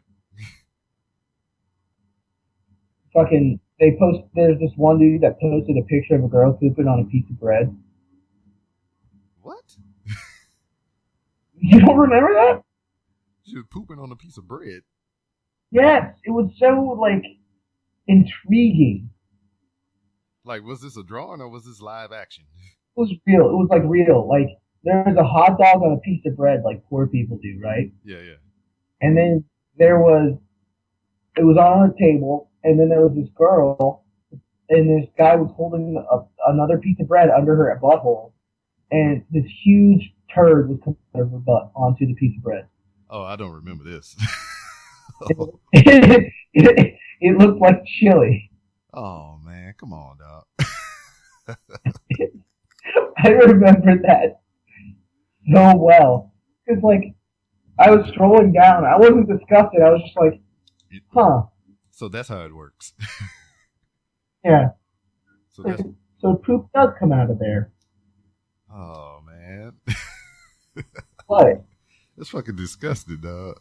It's so disgusting. It's so funny, though. Well, damn, like, they messaged me and they're like, please stop your people. Oh man, that's horrible. Because what else? I've got a lot more aggressive though with other pages because I'm just tired of people like trying to bully me. Take down my shit or I take down your page. Yeah, because what you call you following the minions, right? Yeah, my minions, man. And they just fucking bombard people pages and shit.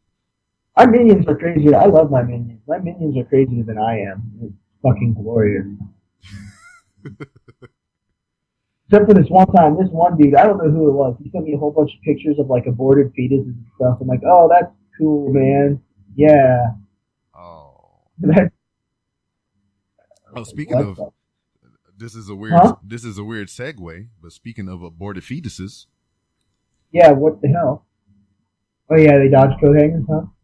Yeah, they dodge coat hangers. But when you said aborted fetuses, all right, tattoos, right? Yeah. He was like, we was screening them, they tattoos, see if they had any vulgar or any crazy things or whatever, right? He was hesitant to show us. So it was like, let us see. Lift up his shirt and shit, right? This motherfucker had skeletons. It was like every character was a skeleton. And it was baby skeletons hanging from nooses. And it was a skeleton on the table aborting a skeleton fetus. And all kind of crazy shit. What the fuck? That's what I said. What? Why? I don't know. That boy ain't right. Like, I mean, that's funny in the way that, like, I could see seeing that on the internet and reading it and laughing. But it's weird in the fact that that's on your body permanently. Yes. Was it visible? No, it was on his back. So it was like under his clothes and shit. So nobody will ever see it. Unless he get fucked up one day and he had to go to medical and they roll him over and they be like, what the fuck? What the fuck? Oh, speaking of that, when I went to the fucking hospital, they took off all my clothes. Oh, yeah. Like my favorite pants, like my favorite, like, multicolored shorts, they were all torn up. They had to cut them off. Was okay. Sorry. I was like, God damn it. I said, I don't think your clothes had anything to do with what was going on with you. Why? They were innocent in this. Sorry. R.I.P. multiple colored pants. I guess I punched Gunny in the face really hard, too. Hey, Did you at least you apologized, right? Yeah, I apologized. So I didn't know. Like, they told me later that I punched him in the face. I was like, what? They're like, yeah, he was trying to wrestle you, and you punched him in the face. I was like, what the hell? I was like unconscious, I guess. I don't remember any of that. That's almost been here in the next couple days. Next month it's going to be 2 years. Yeah, I know. It's probably about the same amount of time that I've been gone. Yeah. Because I left not too long after that. Yeah, you did. 2014 flew by. Yes, it did. I kind of daggone wondering if I want to go back there and see if my shoes are still around. I don't know if I want to go back there, just because... Ain't nobody there, really, so... Yeah. I'd go back to see Mom. Yeah, because they live there, so... Yeah. But just about everyone else. I mean, I might go back to see my friends that are still there. Like the crew, but... I don't think I have ever have a reason to go back to that place. I don't like that place. See, I mean, my whole thing is like, I didn't mind it, but it wasn't a good place for my family. Like, me personally. I don't mind. Yeah, me personally, I don't have a problem with going anywhere. Because, I mean, everywhere I'm going to go is going to have a motherfucking Walmart and a Taco Bell anyway. So that's all I really need. Yeah. But my family and shit, I mean, it was hard on them. My wife couldn't find a fucking job. I mean, it's not because she wasn't actively looking. It's just like they didn't have any jobs out there. And then it just kind of sucked for the kids because that place was just a swamp full of humanity and everything. So, I mean, we couldn't really get out and do anything around there. Yay. So I leave there and then I come to Podunk, Missouri, where they ain't got shit here either. Did she find a job out there? Yeah. That was the only good thing about it. She found a job here. I didn't mind the bass that much because I learned it like the back of my hand. And all I do really is work out and play Xbox, so I don't really have any other worries. But what I didn't like was the people really. Yeah, fuck. Like mentality there was shitty. Like I remember trying to correct people for shit, and then they were just like, "Oh, fuck you! I can't do anything about it." They're sitting there talking about, "Oh, to be a good NGO, you got to correct people all the time." Blah blah blah blah blah blah. But as soon as fucking you correct someone and they say no, there's nothing you can do about it because once you step out of your bounds, you get in trouble. Yeah. So I just learned that I'm just not gonna. It sucks, but I just can't really correct people anymore. Yeah, I don't know. I mean, it's a broken system. To me, if they really cared about it, they would have the people in the stores be able to kick people out. Because they can't really say anything to civilians. If they do, they get in more trouble. I have my friend trying to crash into me with another plane right now. Man, that Grand Theft Auto shit. I see all these YouTube videos for that jump, man, and it's just... They be doing some crazy shit on there. Have you seen the video to where the dude was, I think he was riding the motorcycles through the mountains and shit, and then he got so much hang time or whatever that he flew into a back of a fucking airplane? No. Yeah, you need to try to look that shit up. He was riding his motorcycle through the mountains. It was just like a series of hills or whatever, and every hill he would get more hang time, and he would come down into another one, and he would go up and get more hang time. And he did it enough to where on the last jump, he went up in the air and he was going up so high that he flew into the back of an airplane on a motorcycle. What the hell? Then they had the one guy that, I guess, they got the little stunt tracks or whatever. He went up a stunt track on a motorcycle, landed on top of a F-16, pulled the driver out, the pilot out of the plane, shot another plane down, and then jumped out while the other plane blew up. I don't know how people do some of this shit. I could barely run in a straight line and shoot. Yeah, some people are crazy. But man, what made you start the Facebook page? So it started with me drawing that one Blue Falcon comic. And I remember that. Yeah, the one you showed. Oh God, I'm gonna tell that story real quick. That one was ridiculous. Yeah, that shit was funny as fuck. So I was known for like drawing and like doodles and shit, obviously. And I had a book, like one of those log books, full of them. And my gunny thought it'd be funny to show it to the sergeant major when the sergeant major was walking through our office, and I'm just like, fuck my life. And I'm sitting there like waiting to get my ass chewed for some of them. Some of them, like, they're vulgar. They're like my comics. Yep. And then fucking he gets to the one regarding the Joker and fucking dicks, basically. Like, do you want to know how I got these scars? And Sergeant Major read it, and you took out your cat card and just walked out of the office, just left me there. I was like, are you fucking serious? I was like, felt so fucking betrayed by you. Oh man, I did not want any parts of any of that shit, man. Leaving me there. The only thing that happened out of that was Sergeant Major just looking at me going, you're weird. Yeah, because Sergeant Major, fucking, Sergeant Major is a fucking nut, dog. Yeah. And he was just sitting there, and I was like, I'm listening to him read the comics, and I'm like, ha ha ha, laughing in my head, because I done seen these things 100 times already. So I already knew in the book, like, what order they fell in. So when he read, like, the one that was right before the Joker one, I was like, oh shit. Oh shit. I gotta use the head. Pull my ID card out now. Left there. Oh man. But the Blue Falcon one, I sent that to the page that existed a while back called Blue Falcon Actual. Yeah, I remember that. I sent that to them. And they asked me, hey, do I want to be an admin of their page? I'm like, yeah, cool, yeah, woo! So I was on there for a while. And then Violator talked me into having my own page. And here I am, basically. The Blue Falcon Actual, you can't find them anymore because they're gone. Like, what happened? One dude posted something about a guy raping somebody. Oh, okay. That may or may not have happened, which is not for me to say. Like, just posted it. And yeah, that kind of got that shit down. I guess it got taken down. And I left way before that because they were talking about it for a while, and I wanted no part of that. So they're gone.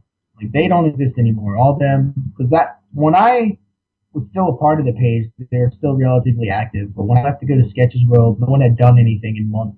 So you was the life's blood of that page. Yeah, because everyone, like, I mean, people have lives. They don't really. I mean, it sucks keeping up with pages, and that's another thing. Is like, what I've noticed is people ask me to share their pages. There's nothing really special about them, unfortunately. Because everyone's just a carbon copy of JTOT a lot of the time. Yeah. Like, what's the difference between you and F and Wolf or JTOT? Like, what makes you different from those pages? Yeah. See, and that's the thing that, other than what I told you earlier about, having a means for people to reach out to me and all kind of stuff like that. I mean, I don't know what to put on the fucking Facebook page. I think the only thing that I like about having it is that my Twitter feed for the show directly goes into the Facebook page, because I'm always on Twitter. So if I post anything on Twitter with that account, it automatically populates on the Facebook page so people can see that. But I mean, all it is with the Twitter account as well is other people that have podcasts that follow me and everything, and when they post the episode, I return the favor. Hey, this episode is out for this show, and whenever I put an episode out, they be like, hey, this episode is out. It's kind of like a mutual thing. So I mean, but I'm not putting nothing thought provoking on there. It's just like I said, it's all the bullshit that I used to put on my personal account wind up on my daggone Facebook the group page. Oh God, okay. Well, I mean, I think a page for your podcast is good. Because podcasts, I think, are a little different than pages. Because you get more of a personality through podcasts than you do a page. Yeah. Like with me, I doodle and stuff. So that makes me a little different than Yeah, you're putting out visual a lot of the other guys out there. Goddamn, did you fall over again? Huh? I said, did you fall over again? Yeah, I got to my fridge. But like with a podcast, you could be like more. You could get their personality more. You get to know the person a little better because you hear them all the time. I guarantee it's like when people listen to this and they hear me, they're like, I didn't expect them to like talk like that. You know, yeah. Because like with podcasting, all you do is hear these people's voices and everything, and unless they got a Facebook page where they have a picture of themselves. Because like I listen to a lot of wrestling podcasts, like you were saying before, and you know I listen to Kevin Smith and all these other people. I know who Kevin Smith is because he's a fucking film director. He's always on the goddamn TV. But these people that do these podcasts, all I know them by is a voice. So when I actually see these people, it's just like you said. I didn't expect that voice to come out of that body, you know? Yep. Exactly. So, I mean, yeah, it's weird. When I start playing with people on Xbox, like my fans, they're like, I thought you sound different. I'm like, well, fuck you too. Well, how the fuck I'm supposed to sound, right? Yeah, how the fuck am I supposed to sound? I was expecting more of a Darth Vader voice. Who the fuck sounds like Darth Vader? Besides James Earl Jones. And this is CNN. Yes, Simba. Everything the light touches will be yours. I hate CNN, I really do. Like, I used to like them when I was young. Now I watch it, it's just like a whole bunch of butthurt people talking about, oh, this person's feelings are hurt, we're gonna report it. Like, no. Let their feelings be hurt. Just fucking deal with it. So, yeah, I mean... Is this racist? Is this racist? Let's stop fucking putting it in the media. Because if you really look at it, yeah, it could probably be perceived as racist. But if you just leave it alone, it probably isn't a problem 90% of the time. Hey, man, that's the day and age we in now, dog. Because I can remember 10 years ago, I could just say pretty much whatever the fuck I wanted. And, you know, it was my opinion. You know, not too many people say about it. Now, if I offend one person, I offend the whole fucking United States of America or whoever else the fuck. Because if one person is mad, everybody else should be mad. That's what it seems like. I'm just tired of it. I don't understand that mentality. Oh, you're not. I mean, it's nice being away from the United States right now. You're like, okay, you're not pissed, so I'm gonna be pissed for you. Like all this crazy stuff about what is it? Hands up, don't shoot and stuff. Yeah, Black Lives Matter and all that. I can't believe. It's getting ridiculous.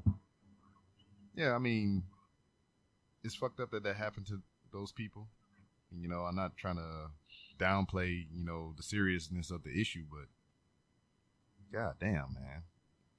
Like, I don't understand what that, like, they're using it as excuses to riot and shit a lot of the time. Yeah, I mean, everybody want to use something as a freaking mask to conceal what their real agenda is. That's what upsets me. Because you're taking away, like, there was who was the dude? The I Can't Breathe guy. I forget his name. Yeah, I forget. Eric something? Yeah, I know what you're talking about. Like, that one was like, it wasn't a race thing. I don't think. It was more police violence thing, which is valid, because the dude was choking him, didn't let him go. So there was legitimate complaints there. But to, like, fucking riot over it, you're taking away from what happened to him. Because no one's going to be paying attention to what happened to the guy. You're going to be paying attention to your stupid ass looting the Rite Aid and taking away a whole bunch of stupid shit. That's what upsets me. And then there's, like, I guess the one Marine that helped Sergeant Major Castle exit out of that one building, he was beat up by a whole bunch of teenagers. They were like, hey, do you believe in Black Lives Matter? And he didn't, like, respond to them or some shit. And so when he walked outside, they hit him in the back of the head and fucking took all his money. And they're not being charged with a hate crime or something. It's like, why is that, to me, like, why is that not a hate crime then?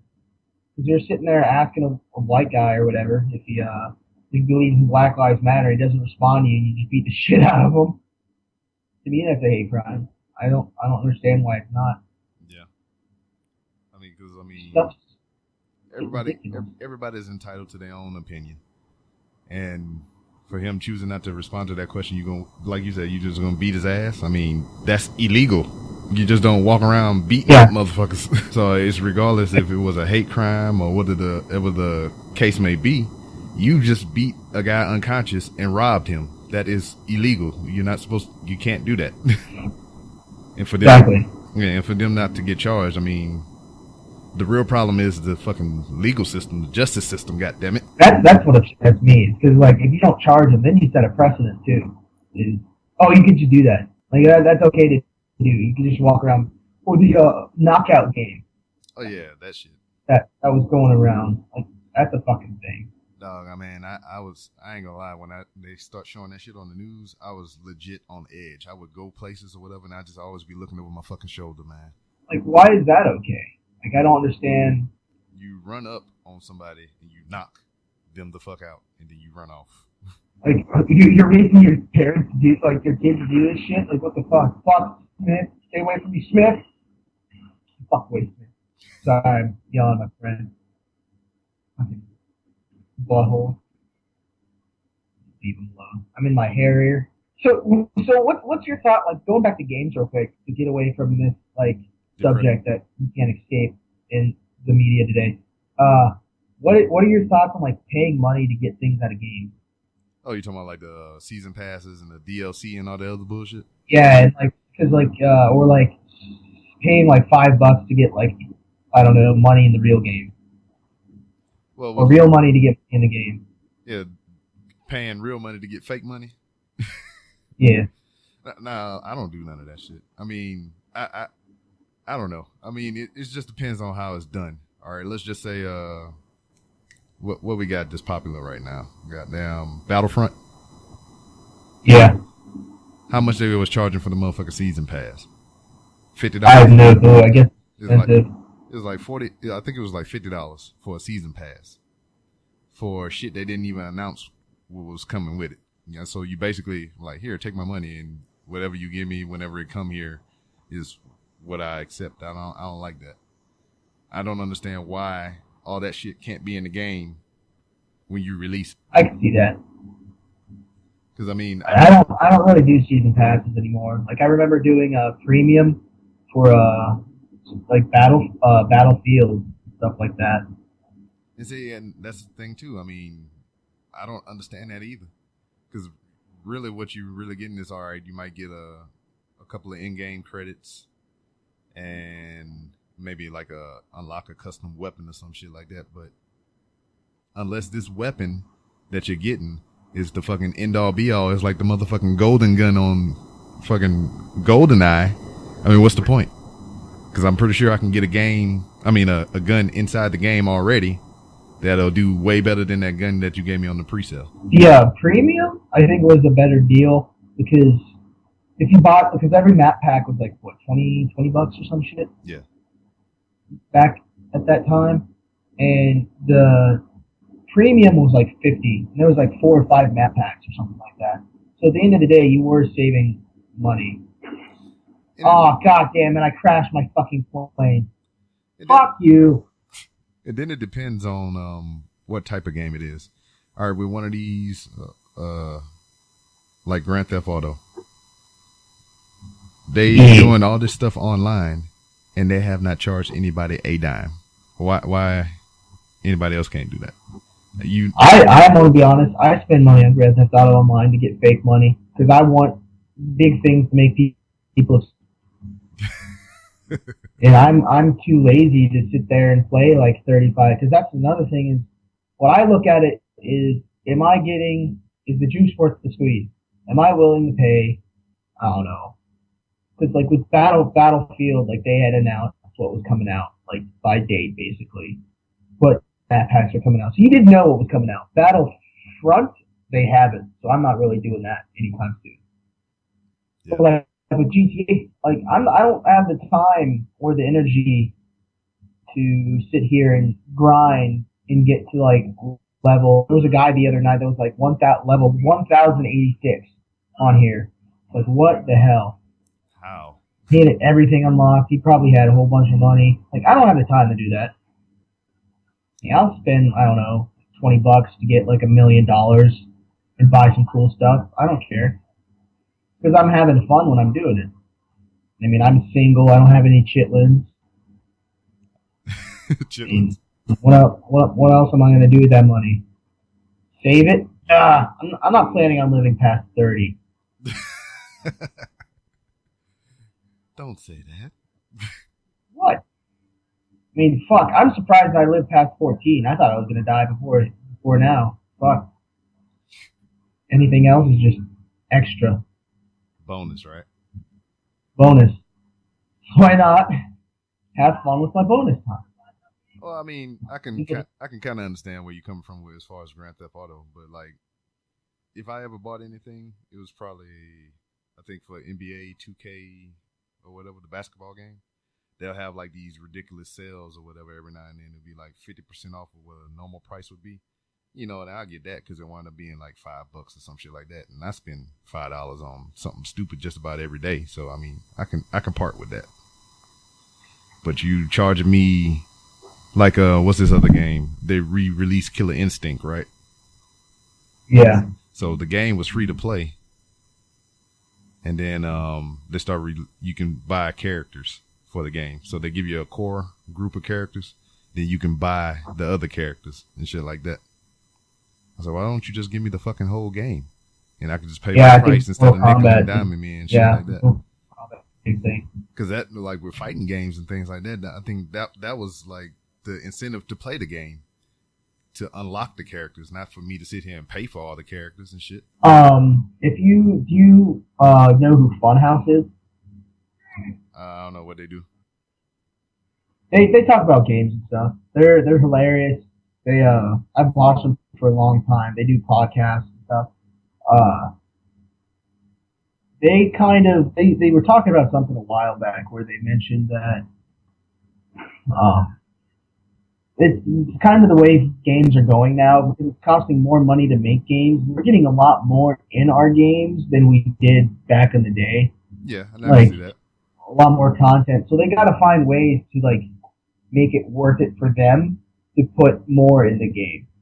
Yeah. I mean, fuck. You look at Grand Theft Auto and you look at Pong, it's a little different. A little bit different.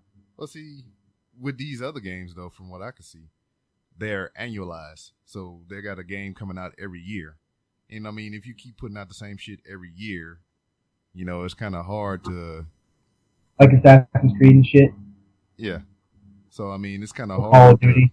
Yeah, exactly. So, I mean, I can see where they're coming from in that aspect to where you got something that comes out every year and you'll potentially lose money if you keep putting out the same shit. So you got to think of other ways to generate revenue. I got you. But look at Grand Theft Auto. They produce a game with however many years. They put time into it for however many years. Then they put out a product. A full, complete product. So why everybody else can't do that? Because, I mean, right now, Grand Theft Auto, 5, they probably spent, you know, I don't know the exact figures. Let's just make up some shit. All right, they spent $28 million to make the game. It's probably way more than that, but we just making up shit. They spent $28 million to make the game, and they took maybe 5 or so years to make this game, and they spent $28 million in total. As soon as that game released, they made their money back hand over fist. So, I mean, I don't understand why nobody else can do the same. You know, quality over quantity.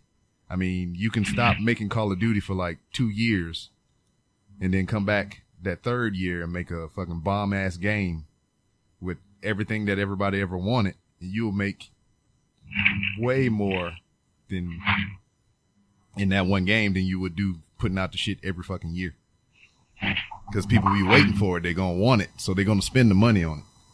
Or that you won't be like everybody else and be like, all right, I mean, it's going to come out next year anyway. So fuck it. I mean, I'm not going to get the one this year. I don't think everyone has like a ability to do that like Rockstar. Yeah. That's what I'm saying. I mean, because Rockstar's proven themselves time and time again with their games. Because they like wait that long and ask for that much money because they're who they are. Yeah. But I think like they made what?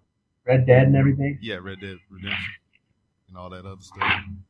But I mean, I think that the people that make Call of Duty can afford to do that.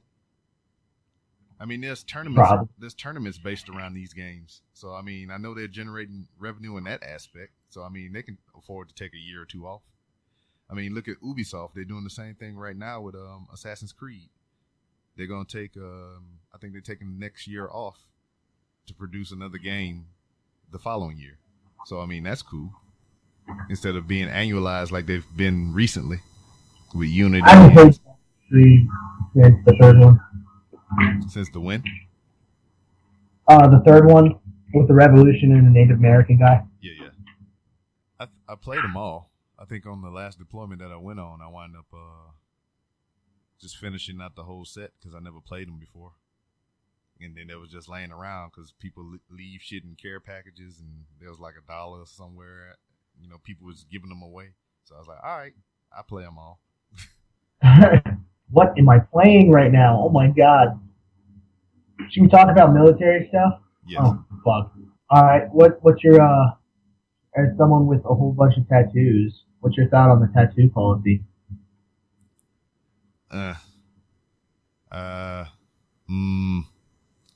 Well, shit. I mean, I believe you should be able to get what you want within reason. Yeah, as long as you're not getting skeleton fetuses, getting aborted, crazy shit like that. I mean, you're a big boy and big girl by this point, so I mean, you should know that the Marine Corps is not going to be forever. You're going to have to eventually go back into society, and you probably get looked at with the side eye if you show up to a job interview with your whole. Motherfuckers can barely see your goddamn skin and shit because you got so much ink. So, I mean, you got to play by big boy, big girl rules. So, I mean, if it was up to me, go ahead. If you want to fucking tattoos all over your arms and legs and stomach and back and everything, go on do it. But if that prohibits you from getting a job out in the real world whenever you exit the military, that's on you because that was your decision. I mean, it is what it is. Because me personally, I mean, that was kind of part of the allure of the military anyway. The tattoos, I mean, that was kind of like a part of it. Because my recruiter, the guy that recruited me, he was full of tattoos and everything. I was like, oh man, that's fucking cool. I'm trying to get down with some of that. And then I get in, get all my tattoos and shit, and it was like, hey man, you can't be doing all that shit. I was like, oh, but this is what I signed up for. They told you weren't allowed? No, I mean, they started putting a chokehold on the policy. You know what I'm saying? Because, like, it was more laxed when I came in than what it is now. Because, I mean, it wasn't uncommon for a Marine to have fucking full sleeves on his arms and his legs and all kind of stuff like that. Where to now is kind of frowned upon. I mean, you can still get stuff on your forearms and all kind of stuff like that, but you have to do it within certain guidelines. Which, if you plan on making this a career, I wouldn't recommend doing anything that is visible outside of a PT uniform. And that's what I preach to the students here. That's what sucks. It's because I want to have a career, but I also really want to. So you just got to eyeball that policy, see what's within the means, and just do what you do in accordance with the law. I also feel that it's part of growing up where you gotta have to let go of some of the childish wants. I'm not letting go. Fuck it. I'm holding on. Damn it. I'm trying not to lose it. I mean, you're already tatted up though. Yeah, and I plan on getting more. But I had to do it within my guidelines as long as I'm in the military. But shit, I mean, weren't they trying to get you to go recruiting before they sent you out there? Yes, they've been trying to get me to recruiting since 2003. It just never worked out though, because the first time I was a single parent. I was going through the divorce process and custody of my older two kids, so they didn't want to send me out recruiting duty. With all that shit going on, so I got denied for that. Then the second time around, I was going to miss out on a deployment because they flagged me to go to recruiting duty. They gave me a school seat, told me when I was leaving and everything. And I was like, all right, good to go. So I prepared, I moved out of my house. I was living with somebody till it was time for me to go. I sent my kids to Louisiana so I can go to school in California for recruiting duty. And right when it got down to the crunch time and everything, when I was getting ready to move out the door, my unit deployed. So, you know, they leave the reserve people behind and everything, you know, while everybody else is gone. So we had a replacement sergeant major come in. And he just came from the schoolhouse for recruiting. So he showed a particular interest in my recruiting package. He wanted to see me personally. So, you know, he saw me. He seen my tattoos because I had tattoos below my elbow and all kind of stuff like that. And he's like, hey, dog, they're not going to accept you.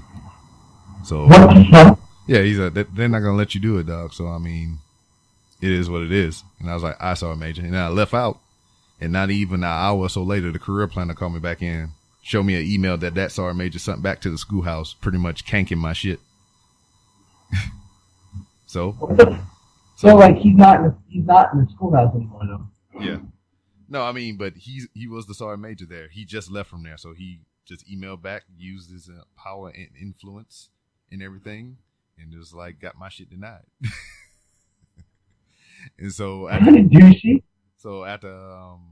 that got denied, I deployed. Yay! So it kind of worked out in that aspect because I would have had to did all the same shit for that deployment that I would have done for recruiting duty, as far as moving out of my place, sending my kids to Louisiana, and all kind of stuff like that. So it kind of worked out, but whatever. And then another time number 3, I went on deployment, and they flagged me for recruiting duty while I was on deployment. So I went through the whole process, and they denied me because of my tattoos. And then this last time, what you was talking about, right before I left to come to here, same thing. They ran me in, showed all my pictures for my tattoos, and it's like, all right, you're not good. Now you can go to Missouri.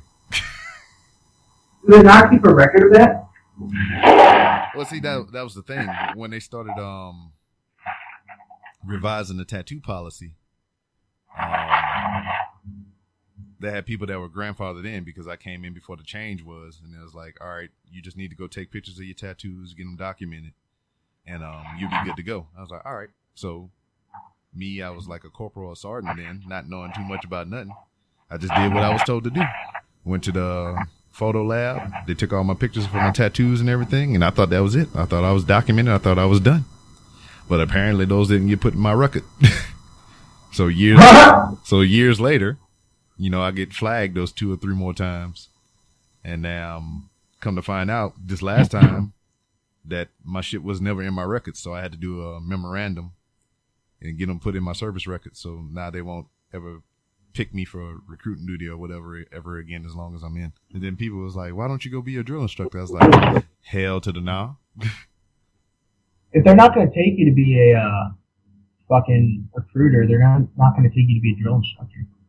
I don't know. I mean, see, that's a different can of worms, I think, because, I mean, I've worked at Parris Island for a little while, and, you know, I see all the drill instructors come there through the schoolhouse and just during regular training. You know, they got all kind of tattoos and everything, but I think the difference between being a drill instructor and a recruiter, I mean, with a recruiter, you're out there in the public eye all the time representing the Marine Corps. As being a drill instructor, you're secluded to Parris Island or San Diego. You're in-house rather than outside with the public. So that guy, the recruiter that's out there in the public's eye, you know, you want him to be a certain way because he's representing the whole Marine Corps. Life works in mysterious ways. Is this bus on fire? Yes, the bus is on fire. This bus is on fire! See, man, I should probably... You did influence me a lot, I want to say, because I picked up a lot of my attitude from you, and I am a fucking goofball here. You're welcome. Yeah, like, people, like, I don't know why, they love, like... we were at this exercise, and there was this sergeant that was talking to his gunny, like they were having a meeting, and I went up to the sergeant, and I took off his like little wristband, and I walked away, and he's like, I fucking hate you so much. I walked away. he couldn't like stop in the middle of the talk from the gunny. He had to sit there and like listen to what the gunny was saying. But I stopped him from like I just took his wristband and left him. And later on, he was playing Clash of Clans. I'm like, dude, let me fight for you. You're not good. He's like, no, I got it. I'm like, let me fight for you. He's like, no. And so I took his shoe. He's like, you son of a bitch. Yeah, he's like, I fucking hate you so much. I hate you. And see, and that's what always been my thing, man. I've been me for 33 years now. And I mean, I know the military has its own set of ideals, how you should conduct yourself and all kind of stuff. But still, people are people, regardless of the fact. Exactly. And if I don't be me, then, I mean, who the fuck am I? You know? That's something I've learned is my favorite thing to do is to make people laugh and to do my job and be me. I'm not going to, like, just because you're a certain rank doesn't mean I'm going to respect you any more than I would anybody else, I think. I'm going to treat everyone, because I try to treat everyone with a certain amount of respect, but once you have to prove to me you don't deserve that. There's certain people that are, like, way higher ranking than me, and I don't talk to them the way I do, like, a sergeant, because the sergeant's a lot more respectful to me than this individual is. And I'm going to be me. I'm going to treat that person the way they treat me, and it might not always be nice.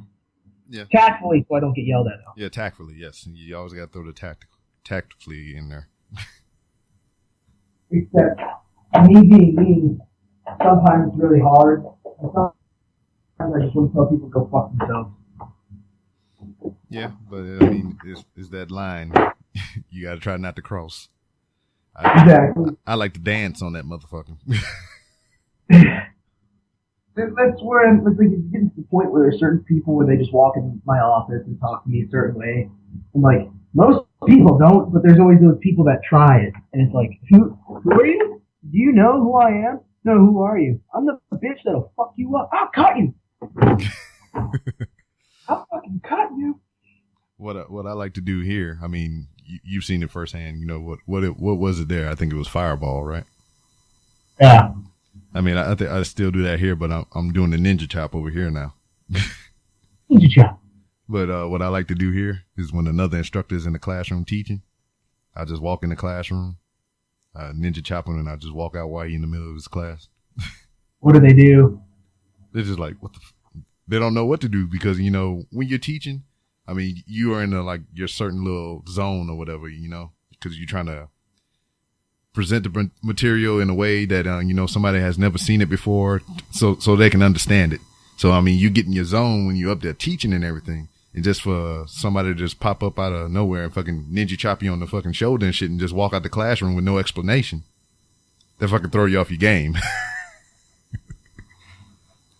So sometimes they just be sitting there like, what the fuck? And they kind of like freeze up a little bit and don't know what the hell to do. And I'm already out the door and shit. And then sometimes, I mean, I do it. I mean, you know me, I do it enough to where it doesn't even faze some people. I just go in there, I do some retarded shit, and I walk out and they just keep going without a beat, like nothing ever happened. Well, this is on a completely different tangent, but have you heard it? Oh, fuck, I'm dead. Have you heard anything about because the new Commandant, General Neller, came out here. Have you heard anything about him? Nah. Because I think he's pretty cool. I haven't heard nothing bad, so I guess he must be doing good. Because he came out here and he was talking to everybody. He's like really not politically correct. Like he's politically correct, but he's like closer against the line than General Amos was or General Duffy was. Yeah, I know. The Sergeant Major, the new one. I mean, he's over that line as well. You heard what he said about the people asking celebrities for dates for the ball and all kind of shit like that? I didn't know if that was real or not. I don't know. I would like to think it's real. I'm praying to God in my soul that it's real because that would be fucking awesome. I mean, if you want to ask a celebrity to the ball, I really don't care.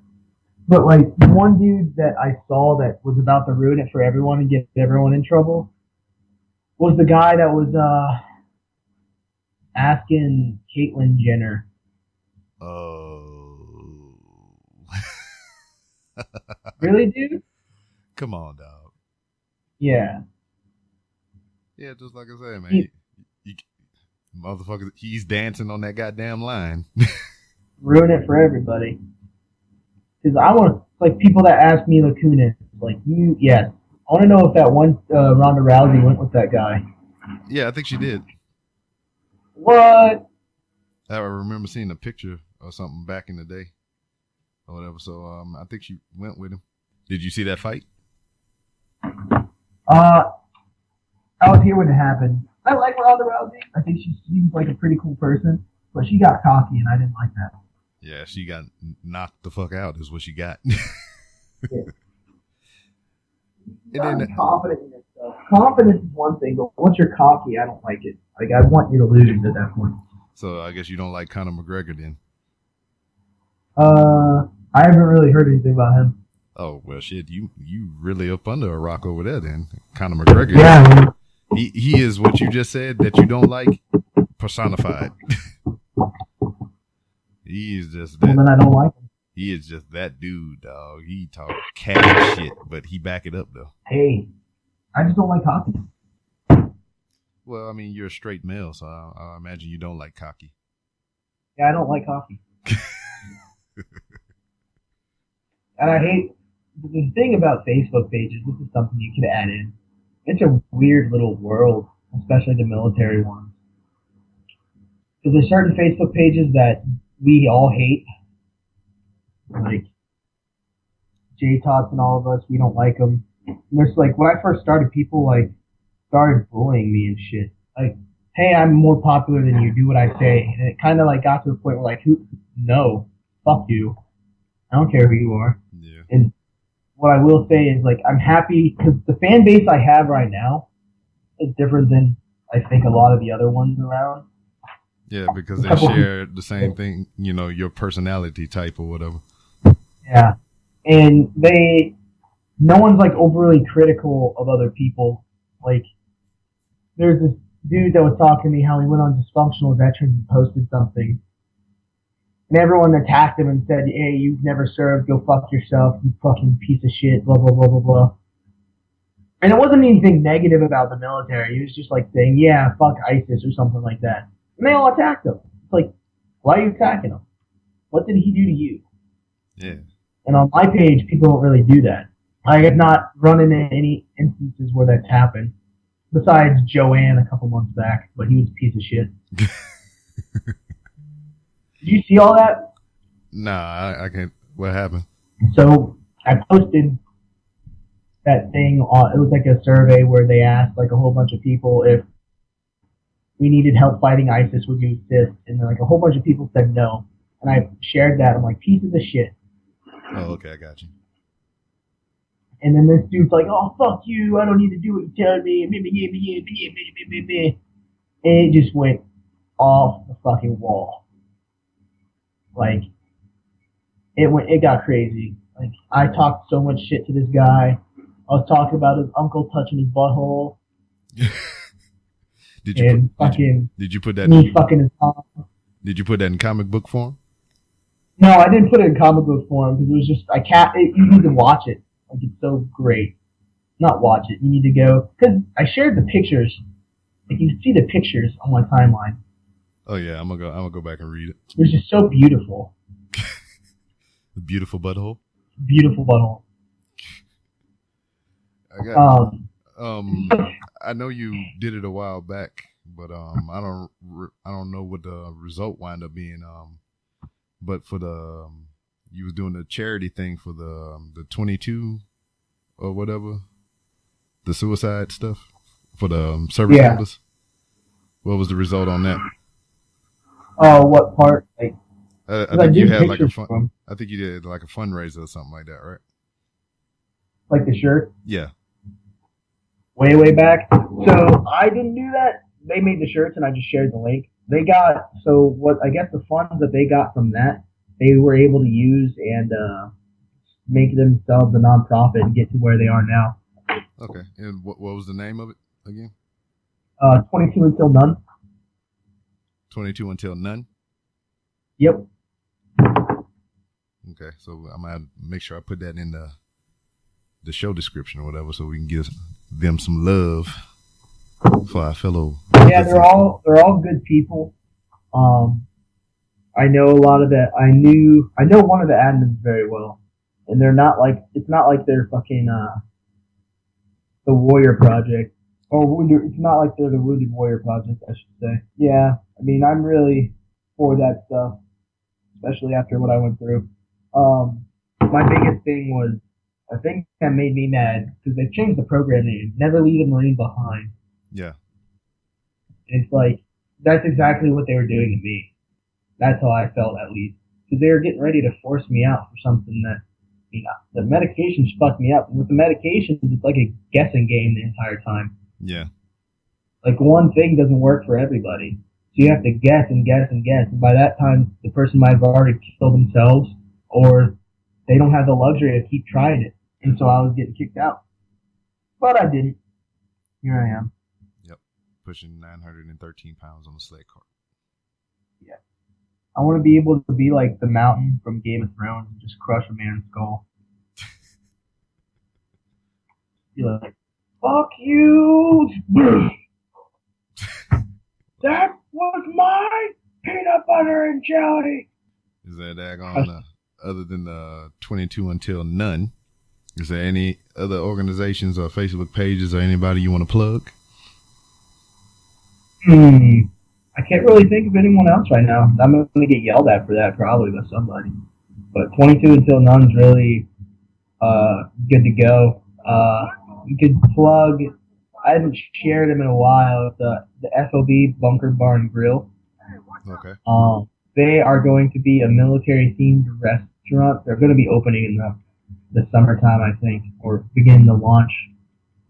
I helped design some of the interior way back when. The guy offered to pay me for doing it, and I just told him to give the funds that he gets, or the funds that he would pay me, just to donate them to a charity.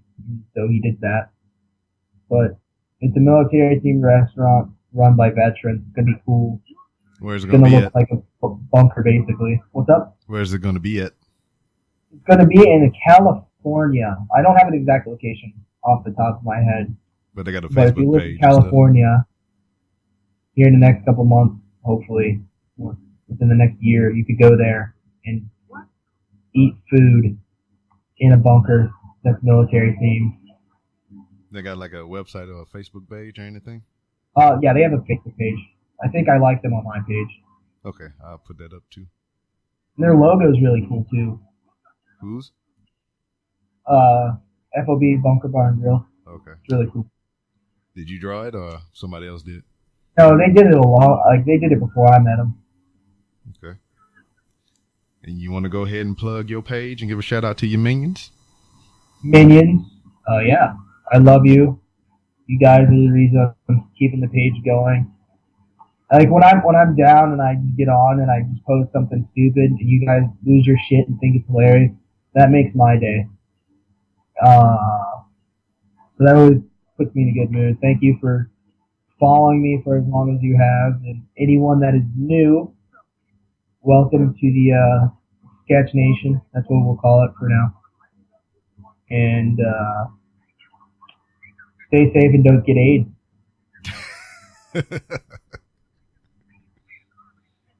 The best advice I can give someone.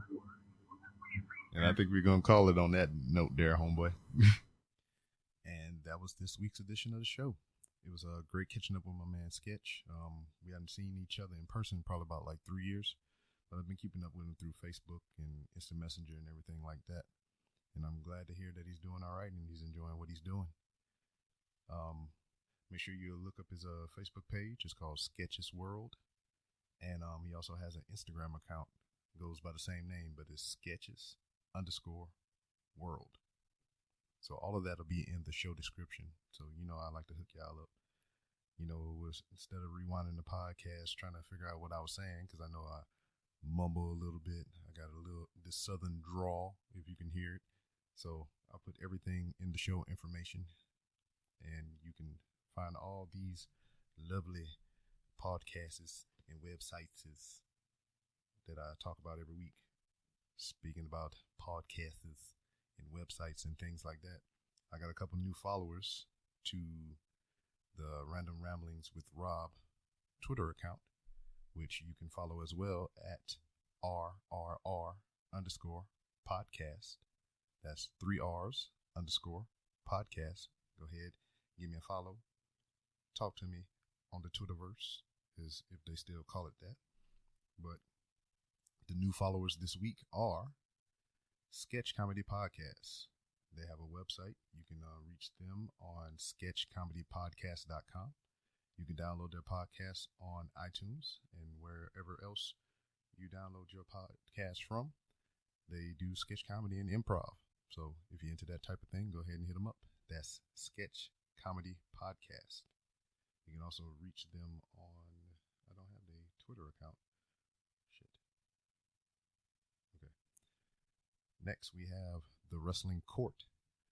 This is a group of cool individuals sitting there talking about wrestling and whatnot. I got to listen to their live stream last night, which was pretty cool. I like what they was talking about. I like what their views are as far as professional wrestling.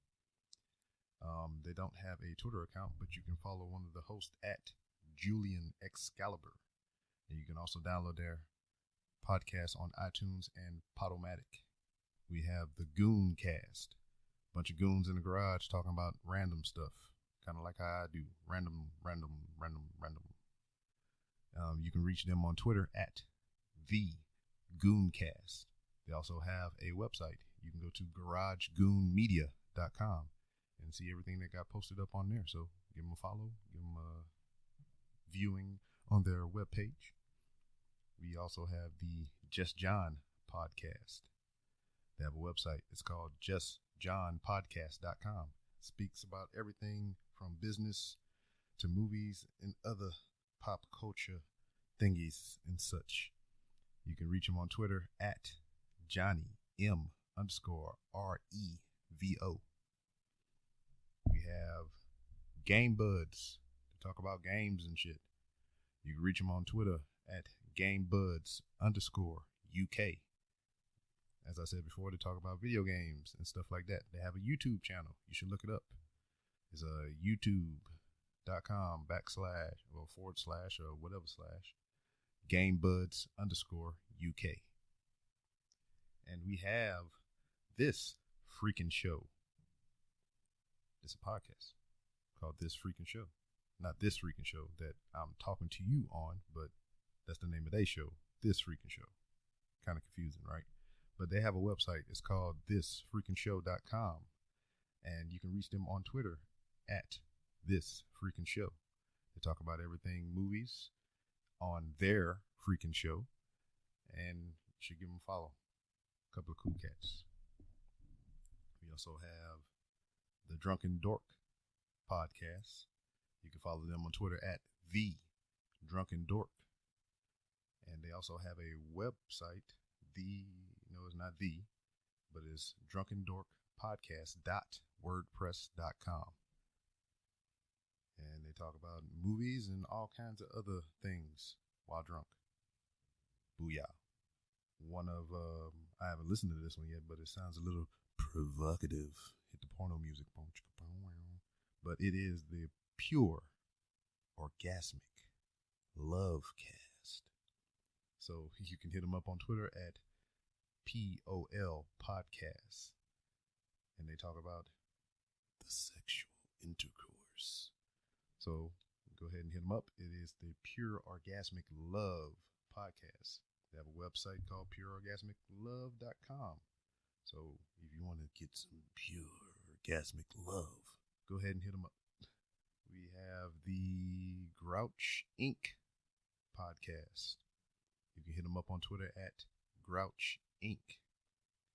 And you can find them talking about music, life, and everything in between. You can download their podcast on iTunes and Stitcher. What else we got?